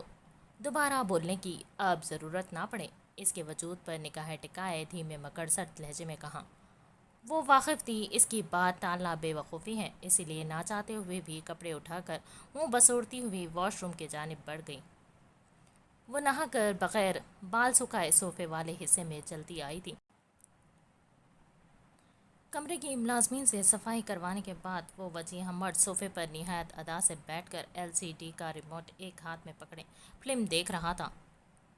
ہیئر ڈرائی کرو نج، سردی لگ جائے گی۔ اسے گیلے بالوں میں دیکھ اس خوبرو نوجوان کی روشن پیشانی پر بل نمودار ہوئے۔ اس نے گھڑنی سے نوازتے ہوئے کہا، مجھے لگے گی نا، تمہیں کیا تکلیف ہے؟ وہ جھنجھلاتے ہوئے سپاٹ لہجے میں کہہ کر ریموٹ لینے لگی۔ اس کے منہ توڑ جواب پر محب نے سر کو نفی میں جھٹکا۔ میری فلم چل رہی تھی۔ اس نے ریموٹ چھیننا چاہا مگر محب کی پکڑ مضبوط تھی، اس لیے وہ نازک جان کامیاب نہ ہو سکی۔ اس نے خاصا جتاتے ہوئے اس حسین گڑیا کو احساس دلایا کہ وہ ماضی تھا جس میں وہ اپنی رومانٹک فلم دیکھ رہی تھی، اب حال چل رہا ہے جس میں ریموٹ اس کے ہاتھ میں ہے، اور سب جانتے ہیں جس کے ہاتھ میں ریموٹ ہو مرضی اسی کی چلتی ہے۔ ریموٹ واپس کرو۔ وہ محب کے برابر میں بیٹھتے ہوئے ریموٹ لینے کی کوشش کرنے لگے۔ یہ پہلی بار تھا زندگی میں کہ کوئی اس سے ریموٹ کے لیے لڑ رہا تھا۔ اسے یہ عجیب لگ رہا تھا مگر برا نہیں۔ مزہ تو اسے تب آنا شروع ہوا جب وہ لڑکی ریموٹ لینے کے چکر میں بلا جھجک اس کے قریب آنے لگی۔ نجمہ اس خوبرو نوجوان کے سیدھے ہاتھ پر بیٹھی تھی۔ محب نے ریموٹ اس کی پہنچ سے دور کرنے کی نیت سے تیزی سے ریموٹ سیدھے ہاتھ سے الٹے ہاتھ میں لیا، پھر ایک دم اس کے قریب ریموٹ واپس لایا، وہ چھیننے کی نیت سے جیسے ہی جھپٹی وہ تیزی سے دور لے گیا۔ اس نے یہی عمل 2 3 بار کیا۔ جب چوتھی بار اس نے یہ عمل کیا تو وہ ایک لمحے کی دیری کے بغیر بجلی کی رفتار سے جھپٹی۔ اسی لمحے محب نے اپنا چہرہ اس کی جانب کیا۔ دونوں کے چہرے ایک دوسرے کے بہت قریب آ گئے تھے۔ نجمہ کی گرم سانسوں کو وہ اپنے چہرے پر محسوس کر رہا تھا۔ دل بہکا تھا اس لڑکے کا، اس حسینہ کی قربت کے سبب، جبکہ مقابل کا پورا دھیان ابھی بھی ریموٹ پر تھا۔ پہلے میں دیکھوں گی، ویسے بھی میری فلم اینڈ پر ہے، صرف 20 منٹ کی بچی ہے۔ محب اس کے مزید قریب آتا، اس سے قبل ہی وہ ریموٹ اس کے ہاتھ سے چھین کر دور ہو کر بیٹھ گئی۔ واپس اپنی رومانٹک فلم لگا کر بھرم سے کہا، ٹھیک ہے، تب تک میں تمہیں دیکھ کر کام چلا لیتا ہوں۔ اس نے صوفے کی کارنر سے ٹیک لگا کر گہری بولتی نظروں سے اس کے حسین وجود پر نظریں جمائے کہا۔ اسے یقین تھا مقابل اس کی نظروں سے نروس ہو کر ریموٹ اسے خود واپس دے دے گی۔ ہاں، تمہارے پاس یہ آپشن بھی ہے کیونکہ میں بہت خوبصورت ہوں، مگر میرے پاس نہیں۔ تمہیں 15 20 منٹ دیکھنا تو بہت دور کی بات، میں 2 منٹ سے زیادہ دیکھ لوں تو بوریت محسوس کروں گی۔ اس لڑکی نے تو جیسے ٹکا کر ذلیل کیا تھا۔ محب اجلال ملک کو منہ بسوڑتے ہوئے کہہ کر واپس اپنی فلم دیکھنے لگی۔ اس کا جواب سنتے ہی اس وجیہہ مرد کے ہونٹوں پر طنزیہ مسکراہٹ رقصاں ہوئی۔ کیا اچانک ہی وہ قریب آیا تھا تو نجمہ چونک کر صوفے کے کارنر سے جا لگی۔ اگر پوری رات میں ایک لمحے کے لیے بھی تمہیں بوریت محسوس ہوئی تو یہ محب اجلال ملک تمہیں زبان دیتا ہے آئندہ تمہاری مرضی کے بغیر قریب بھی نہیں آئے گا۔ وہ اس کے گلابی ہونٹوں پر نظریں ٹکائے ذومعنی انداز میں گویا ہوا۔ تم ریموٹ رکھ لو، میں اپنے سیل پر دیکھ لوں گی۔ وہ اس کے سینے پر ہاتھ مارتے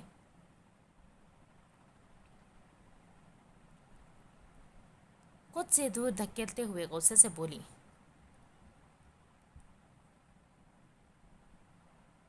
اور مجھے اب اپنی فلم دیکھنے میں انٹرسٹ نہ رہا ہو تو؟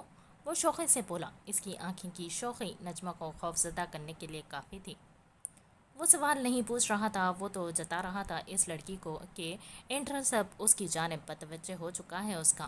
تم آج جلدی کیسے آ گئے؟ نجمہ نے موضوع تب بدلنے کی کوشش کی تھی۔ اس کا ذہن خوف سے مفلوج ہوئے جا رہا تھا۔ موضوع بدلنے کی کوشش نہ کرو، وہ اس کی ٹھوڑی کو نرمی سے اپنے انگوٹھے سے مسلتے ہوئے گویا ہوا۔ اس کے ہاتھ کا لمس نجمہ کا گلا خشک کر رہا تھا، وہ بس بھاگنا چاہتی تھی۔ محب قریب آنے لگا تو اس نے سیلف ڈیفنس میں اپنے ہاتھوں سے اسے خود سے دور کرنے کی کوشش کی، مگر کامیاب نہ ہو سکی۔ اسے کراہیت محسوس ہوتی تھی محب کے چھونے سے۔ پورے وجود میں اس قدر جھنجھلاہٹ سرایت کر رہی تھی کہ اس کا دل چاہ رہا تھا کہ وہ مر جائے یا کہیں بھاگ جائے، کسی ایسی جگہ جہاں محب اسے زندگی بھر نہ ڈھونڈ سکے۔ تم مجھے جانور سمجھتے ہو نا؟ وہ اپنا حق لینے کے بعد صوفے پر آنکھیں مودے لیٹا ہوا تھا جب اس کی کانوں کی سماعت سے اس بے بس لڑکی کی روحاں سی و لرزتی آواز ٹکرائی۔ اگر اتنی ہی زہر لگتی ہوں تو ایک بار میں ہی مار کر ختم کر دو، کیوں بار بار موت دیتے ہو؟ وہ جانتی تھی محب جاگ رہا ہے۔ وہ نیچے کارپیٹ پر بیٹھی اس ستمبر کو آرام سے آنکھیں مودے دیکھ دل جلے انداز میں چیختے ہوئے کہنے لگی، محب یو باسٹرڈ! اس ستمبر کی جانب سے کوئی جواب نہ ملتا دیکھ وہ غم و غصے سے گالیاں دینے لگی۔ وہ اس لڑکے کی برداشت کی انتہا تھی۔ اچھی لڑکیاں گالیاں نہیں دیتی، خاص طور پر اپنے ہسبینڈ کو۔ وہ آگ ببولا ہو کر اٹھ کر بیٹھا، مقابل کو ایک ایک لفظ چبا چبا کر روب دار انداز میں کہنے کے بعد وہاں سے اٹھ کر باہر چلا گیا۔ نجمہ واقف تھی یہ نصیحت نہیں ہے، یہ اس کی دی ہوئی پہلی اور آخری وارننگ ہے۔ اس خوبرو نوجوان کے جانے کے بعد وہ صوفے سے سر لگا کر بلک بلک کر رونے لگی۔ آنکھ کھلی تو خود کو صوفے پر کمبل میں لپٹا ہوا پایا۔ اے سی کا ٹمپریچر بھی کم تھا۔ بہت زیادہ رونے کی وجہ سے اس کی آنکھوں کی بینائی کمزور ہونے لگی تھی، جس کے سبب سر درد سے پٹا جا رہا تھا۔ نج، یہ رکھو۔ وہ اپنی پیشانی مسلتے ہوئے ابھی اٹھی ہی تھی کہ محب اس کے پاس آ کر اپنے پینٹ کی جیب سے والیٹ نکال کر اس میں سے کارڈ اور کچھ نقد رقم نکال کر اس کی جانب بڑھانے لگا۔ نجمہ کا دماغ گھوما تھا یہ دیکھ، یہ اسے اپنی شدید توہین اور اپنے کردار پر ایک گہرا تماچا معلوم ہوا۔ گھٹیا انسان، تمہاری ہمت کیسے ہوئی پہلے میرے ساتھ زبردستی کرنے اور پھر مجھے پیسے دینے کی؟ تم نے سمجھ کیا رکھا ہے مجھے؟ تم مجھے کیا وحشیہ سمجھتے ہو؟ اس کی آنکھیں سرخ انگاروں کی مانند لال تھی. وہ تیزی سے صوفے سے اتر کر اس ستم کر کے روبرو کھڑی ہوئی تھی. وہ غصے سے پاگل ہو کر بے ترتیب جملے ادا کر رہی تھی. Excuse me. نجمہ کے سوالات سنتے ہی محب کا پارا ہائی ہوا تھا. ایک دو ثانیے کے لیے تو وہ نیچے منہ کر کے اپنی پیشانی مسلنے لگا. غصے کی شدت اس قدر تھی کہ اس کا پورا چہرہ سرخ پڑ گیا تھا. وہ مشکل اپنے غصے پر قابو پا کر مقابل کو گھور کر دیکھا. ایسا لگا جیسے روبرو کھڑی اس نازک صفت لڑکی کو آج آنکھوں سے ہی جلا دے گا. اسے بالکل اندازہ نہیں تھا کہ وہ لڑکی اس کی دی ہوئی جیب خرچی کو اتنے غلط نظریے سے لے گی. دنیا کا ہر مرد اپنی بیوی کو جیب خرچی دیتا ہے، تو کیا تمہارے نزدیک وہ سب اپنی بیوی کو وحشیہ سمجھتے ہیں؟ اس کے سوال نے نجمہ کو لاجواب کیا. جیب خرچی؟ اس کے چہرے کے تاثرات بدلے. اگلے ہی لمحے اس کا غصہ غائب ہوا. وہ کنفیوز نظر آ رہی تھی، اور کیوں نہ ہوتی. اس نے کب سوچا تھا کہ محب اجلال ملک اسے اپنی بیوی کی حیثیت سے جیب خرچی دے گا؟ کیا یہ وہ محب اجلال ملک نہیں تھا جس نے اس کے پیسے روک دیے تھے؟ کاروبار سنبھالتے ہی اسے کوڑی کوڑی کا لوگوں کے سامنے محتاج بنائے رکھا، جس کی وجہ سے وہ ہمیشہ عنائزہ بیگم ان کے ہسبینڈ اور زارون کے احسانات تلے دبی رہی. اپنی ضروریات زندگی کو پورا کرنے کے لیے اس نے کتنی مشکلات سہی تھی. وہ 19 سال کی کم لڑکی تھی، مگر وقت و حالات نے اسے اپنی عمر سے کہیں گنا بڑا کر دیا تھا. رکھنا ہے تو رکھو ورنہ پھینک دینا. وہ کارڈ اور پیسے اس کے ہاتھ میں تھما کر لمبے لمبے قدم لیتا کمرے سے باہر چلا گیا تھا. وہ اپنے ہاتھوں میں اس کی دی ہوئی جیب خرچی کو دیکھ بے یقینی کے عالم میں کھڑی تھی. عورت سسرال میں اپنے شوہر کی دی ہوئی عزت کے مطابق اپنا مقام دیکھتی ہے، اور وہ عزت دے رہا تھا. وہ فرائض پورے کر رہا تھا، اپنے حقوق زبردستی ادا کروا رہا تھا. مگر کیوں؟ وہ پیسے احسان نہیں تھے. اس نے نظریں جھکا کر کسی کا شکریہ ادا نہیں کرنا تھا. انہیں لینے کے بعد وہ اس کے شوہر کے دیے پیسے تھے جو اس کا حق تھا. یہ سوچ کر ہی اس کی آنکھوں سے آنسو جھلکنے لگے. جس نے زندگی احسانات کے تلے گزاری ہو وہ خوب جانتا ہے حق اور احسان میں فرق. وہ کیسے پھینک سکتی تھی ان پیسوں کو؟ بس ان پیسوں کو دیکھ دیکھ کر رونا آ رہا تھا. کیوں آ رہا تھا وہ نہیں جانتی تھی. یہ زندگی میں پہلی بار تھا جب محب نے اس کی آنکھوں میں خوشی کے آنسو دیکھے تھے. وہ اپنے نیچے کے ہونٹوں کو دانتوں میں دبائے ہوئے ان پیسوں اور کارڈ کو نہ جانے کتنی دیر تک بے یقینی سے تکتی رہی. وہ اپنے کپڑوں کا سوٹ کیس پیک کر کے اینی کو آواز دینے لگی. جی میڈم. اینی تیزی سے سر جھکا کر اس کے کمرے میں داخل ہوئی. یہ سوٹ کیس محب کے کمرے میں رکھوا دو. اینی کے چہرے پر اس کی بات سنتے ہی مطمئن سی مسکراہٹ رقصاں ہوئی. یہ سوٹ کیس اوپر کیوں لے کر جا رہی ہو؟ بشریٰ بیگم کی تو نظریں ہر وقت نجمہ پر ہی رہا کرتی، مانو وہ تو خون کے گھونٹ پی رہی تھی. نجمہ کو محب کے کمرے میں پورے وقار انداز میں رہتا دیکھ کر ان کی تو شروع سے یہی چاہ تھی کہ نجمہ اپنی ماں کی طرح ملک مینشن میں ایک نوکرانی کی طرح رہے. محب سے نکاح کرواتے وقت ان کا یہی ذہن تھا کہ وہ گھر کے ایک کونے میں پڑی رہے گی. محب جتنی ان ماں بیٹی سے نفرت کرتا تھا، وہ کہاں انہیں گھاس ڈالنے والا تھا. مگر یہاں تو پوری بیساتی الٹ پڑتی نظر آ رہی تھی. مبشرہ بیگم کی سمجھ سے باہر تھا کہ آخر اس لڑکی نے ایسا کیا کیا ہے ان کے بیٹے کے ساتھ کہ وہ ہر وقت اسے اپنی باہوں میں اٹھائے پھرتا ہے، اس کے ناز نخرے اٹھاتا ہے. وہ گالیاں اور بددعائیں دیتی ہے، وہ بھی سنی انسنی کر دیتا ہے. کیونکہ میں نے کہا ہے. اینی سے کیے جانے والے سوال کا جواب نجمہ نے دونوں ہاتھ فولڈ کر کے سینے پر باندھتے ہوئے بھرم سے کہا. تم اپنی اوقات مت بھولو. وہ میرے بیٹے اور میری ہونے والی بہو پلوشہ کا کمرہ ہے. اگر کچھ وقت کے لیے میرے بیٹے نے تمہیں دل لگی کے لیے رکھ لیا ہے تو اس کا مطلب یہ ہرگز نہیں کہ وہ تمہارا کمرہ ہو گیا. اتنا زہر اگل کر بھی ان کے دل کو قرار نہیں آیا تھا. وہ نجمہ کے قریب آ کر اسے حقارت بھری نظروں سے سر تا پاؤں دیکھتے ہوئے، یاد رکھنا مرد زیادہ دیر تک ایک ہی عورت سے دل لگی نہیں کر سکتا. اسے رشتے میں باندھنا پڑتا ہے، اور وہ رشتہ پلوشہ کے ساتھ ہوگا. اس کا پوری دنیا کی نظر میں تم بس ایک خوبصورت شو پیس ہو جسے وہ اپنی بیوی کے آتے ہی کمرے سے باہر نکال دے گا. اگر یقین نہ آئے تو میں تمہیں اس کی چھوٹی سی جھلک بہت جلد دکھا دوں گی۔ ان کے چہرے پر خباثت سی ہنسی تھی۔ انہیں لگا نجمہ پلٹ کر جوابی کارروائی کرے گی، مگر وہ بالکل خاموش رہی۔ نجمہ واقف تھی کہ مبشرہ بیگم غلط نہیں کہہ رہی، اسی لیے اس نے اپنی طاقت لڑنے میں ضائع نہیں کی، مگر نہ چاہتے ہوئے بھی وہ ان کی باتوں کے سبب بہت اداس ہو گئی تھی۔ کیا کروں، واپس آپ کے کمرے میں ہی رکھ دوں؟ مبشرہ بیگم کے جاتے ہی نجمہ کا اداس چہرہ دیکھ اینی نے آہستہ سے استفسار کیا، عجیب پاگل ہے، بیٹا کمرے سے نکلنے نہیں دے رہا اور ماں رہنے نہیں دے رہی۔ وہ جھنجلا کر بولی، تم محب کے کمرے میں ہی رکھ دو۔ اینی اسے طرز بھری نگاہوں سے دیکھ رہی تھی، جس کی وجہ سے وہ شرمندگی محسوس کرنے لگی۔ وہ نہیں چاہتی تھی کہ کوئی اس پر ترس کھائے۔ میں نہیں چاہتی کہ محب کا سامان استعمال کرو، وہ نظریں جھکائے جواز پیش کرنے لگی۔ اوکے، تو کیا الماری میں بھی سیٹ کر دوں؟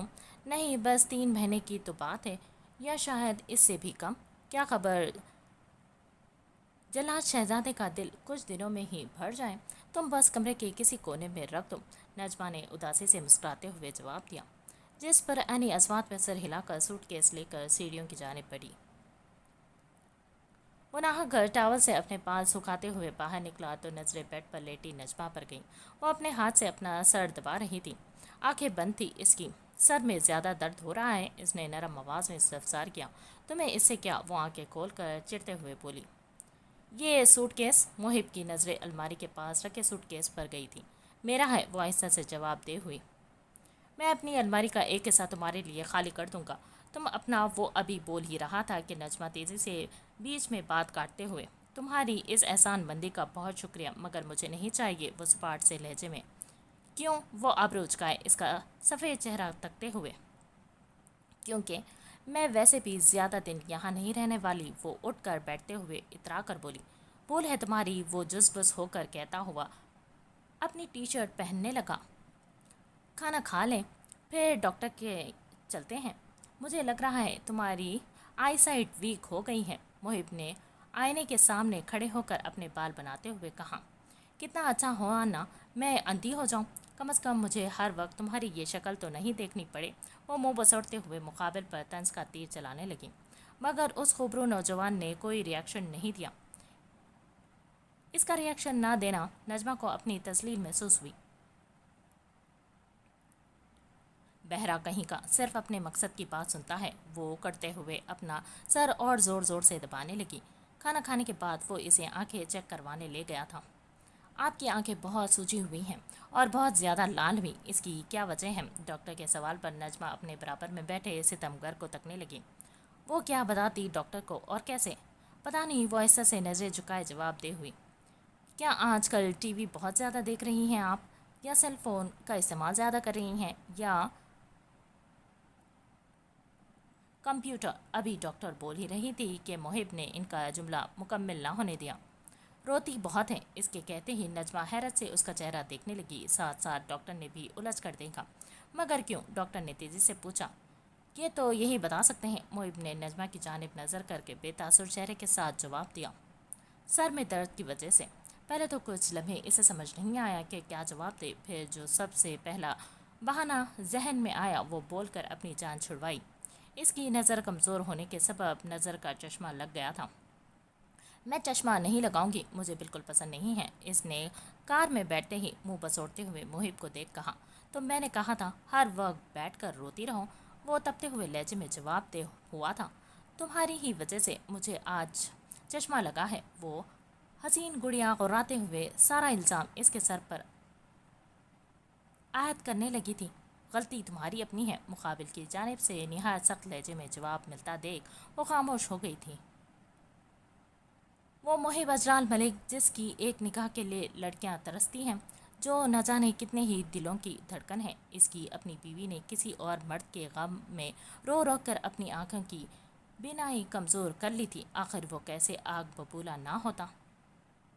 زارون بیٹا دیکھو تو صحیح، تم سے ملنے کون آیا ہے؟ عنائزہ بیگم اس کے کمرے کا دروازہ کھولتے ہوئے مسرت بھرے لہجے میں بولی۔ کون؟ وہ تو جیسے ہر جذبے سے آری تھا، بے تاثر لہجے میں استفسار کیا۔ میں، وہ مسکراتے چہرے کے ساتھ کمرے میں داخل ہوتے ہوئے بولی۔ تم؟ پھر سے زارون چڑھتے ہوئے گویا ہوا۔ اس کا گمان تھا کہ انابیہ اس دن کے بعد پھر کبھی اس کے گھر نہیں آئے گی، مگر وہ تو ایک ہفتے بعد ہی دوبارہ آن پہنچی تھی۔ بیٹا کیا ہو گیا ہے تمہیں؟ وہ مہمان ہے ہماری، انائزہ بیگم فوراً ٹوکتے ہوئے سمجھانے والے انداز میں کہنے لگیں۔ سوری، اگر میرا آنا تمہیں برا لگا ہے تو لگتا رہے، مگر میں آؤں گی کیونکہ ایز اے فرینڈ میں اپنے پرانے دوست کی مدد کرنا چاہتی ہوں اور تم مجھے اسے نہیں روک سکتے۔ انابیہ اپنا بیگ کندھے سے اتار کر اس کے بیڈ پر ڈالتے ہوئے بھرم سے گویا ہوئی۔ کیسی مدد؟ تمہیں نظر نہیں آتا مدد کرنے کے لیے کچھ ہے ہی نہیں؟ زارون سپاٹ سے لہجے میں کہنے لگا۔ اس کا لہجہ بتا رہا تھا وہ ہمت ہار چکا ہے۔ کیوں نہیں ہے؟ یہ بولو تم ہمت ہار بیٹھے ہو؟ وہ دونوں ہاتھ اس کی ویل چیئر پر جماتے ہوئے اس کے چہرے کے برابر جھک کر بے رونق آنکھوں میں جھانکتے ہوئے بولی۔ اس کی آنکھیں جو کبھی بہت پر رونق اور شوق چنچل ہوا کرتی تھی، وہ آج کتنی ویران تھی۔ یہ دیکھ اس کا دل چاہا وہ پھوٹ پھوٹ کر روئے، مگر اپنے جذبات کو قابو کیا کیونکہ اس کی ہمت بڑھانے آئی تھی، توڑنے نہیں۔ مجھے لگتا ہے تمہیں بار بار میری بے بسی پر ہنسنے میں مزہ آ رہا ہے۔ تبھی وہ بول ہی رہا تھا کہ انابیہ اس کے پیروں کے پاس نیچے بیٹھی، جس دیکھ وہ چونک کر خاموش ہوا۔ کیا کر رہی ہو؟ انابیہ نے اس کے سیدھے پاؤں کو اپنے ہاتھ میں لیا تو وہ الجھ کر استفسار کرنے لگا۔ یا اللہ، مجھے صرف تیری ذات پر بھروسہ ہے، مالک میں تیری مدد کر پلیز۔ وہ دل ہی دل میں دعا گو ہوئی، پھر وہ تیزی سے اٹھ کر اپنے پرس سے ایک پین نکال لائی تھی اور واپس اس کے پاؤں اپنے ہاتھ میں لے کر بیٹھ گئی۔ میرا پاؤں چھوڑو انابیہ، یہ کیا کر رہی ہو تم؟ زارون الجھ کر جھنجھلاتے ہوئے بولا، جبکہ انائزہ بیگم خاموش کھڑی اسے تجسس سے دیکھ رہی تھی۔ انابیہ نے اس کے پاؤں کے تلوے پر پین ہلکے ہلکے ہاتھ سے مارا۔ اگلے ہی لمحے اس کی خوشی کا ٹھکانہ نہ رہا جب اس نے زارون کے پاؤں میں سنسیشن ہوتی دیکھی۔ وہ ایک ہفتے سے نیٹ پر پیروں سے معذور لوگوں کے علاج کا ٹریٹمنٹ دیکھ رہی تھی۔ پاؤں میں سنسیشن ہونا ایک گڈ سائن تھا۔ وہ خوشی سے اچھل کر انائزہ بیگم کے گلے لگی۔ آنٹی، سنسیشن موجود ہے، اس کا مطلب امید ہے کہ زارون واپس اپنے پیروں پر کھڑا ہو سکتا ہے، وہ مسرت بھرے لہجے میں انائزہ بیگم کو بتانے لگی۔ ان کا دل مسرت سے بھر آیا تھا۔ انابیہ کا جملہ سنتے ہی، تم میری موم کو جھوٹی امیدیں مت دو، ڈاکٹر نے صاف کہا ہے میں کبھی نہیں چل سکتا، وہ چڑھ کر چیختے ہوئے بولا۔ ہاں میں مانتی ہوں، ڈاکٹر نے کہا ہے، مگر ناممکنات ممکن ہوتے ہیں اگر انسان کرنا چاہے تو۔ تم نے شاید جانا ہی نہیں کہ خودی کیا ہے، قوت ارادی کا نام سنا ہے کبھی؟ خودی کو کر بلند اتنا کہ ہر تقدیر سے پہلے خدا بندے سے خود پوچھے، بتا تیری رضا کیا ہے؟ تم چاہو تو پوری دنیا تمہاری، تم نہ چاہو تو یہ تاریک کمرہ تمہارا مقدر، فیصلہ تمہارا ہے۔ وقت و حالات انسان خود بدلتا ہے اپنے۔ ہمت تو کرو، اتنی جلدی ہار مان بیٹھے؟ ہار مان لی تو ابھی موت، نہ مانی تو جب تک لڑائی تب تک کی زندگی۔ کم از کم گلٹ نہیں رہے گا کہ ایک بار کوشش نہیں کی۔ پلیز زارون، تھوڑی سی ہمت کرو، واقعی مستقبل بدلا جا سکتا ہے، پلیز اتنی جلدی مت ہارو، کیونکہ صرف تم نہیں ہار رہے، تم سے پیار کرنے والے بھی ساتھ ہار رہے ہیں۔ وہ اس کی جانب آ کر اس خوبرو نوجوان کے پاس بیٹھ کر اس کا ہاتھ اپنے نرم ہاتھ میں گرم جوشی سے پکڑتے ہوئے بڑی محبت سے اس ٹوٹے ہوئے شخص کی ہمت بڑھانے لگی۔ زارون چاہ کر بھی اس کی آنکھوں میں ابھری امید کی چمک کو اگنور نہیں کر سکتا تھا اور نہ محبت سے لبریز ان حسین بھوری آنکھوں کو۔ دیکھو حنایا، یہ باتیں سننے میں بہت اچھی لگتی ہیں، مگر یہ اگر مگر چھوڑ دو، ایک بار بس مجھے پر یقین کر لو، اس نے روحانسی لہجے میں اس کی بات کاٹتے ہوئے کہا۔ بیٹا انابیہ دوست ہے تمہاری، اگر تمہاری مدد کرنا چاہتی ہے تو کیوں روک رہے ہو؟ اپنی نہیں تو ہماری خاطر تھوڑی سی ہمت کر لو۔ انائزہ بیگم پیچھے کھڑے ہو کر اس کے دونوں کندھوں کو پکڑ کر منتی انداز میں گویا ہوئی۔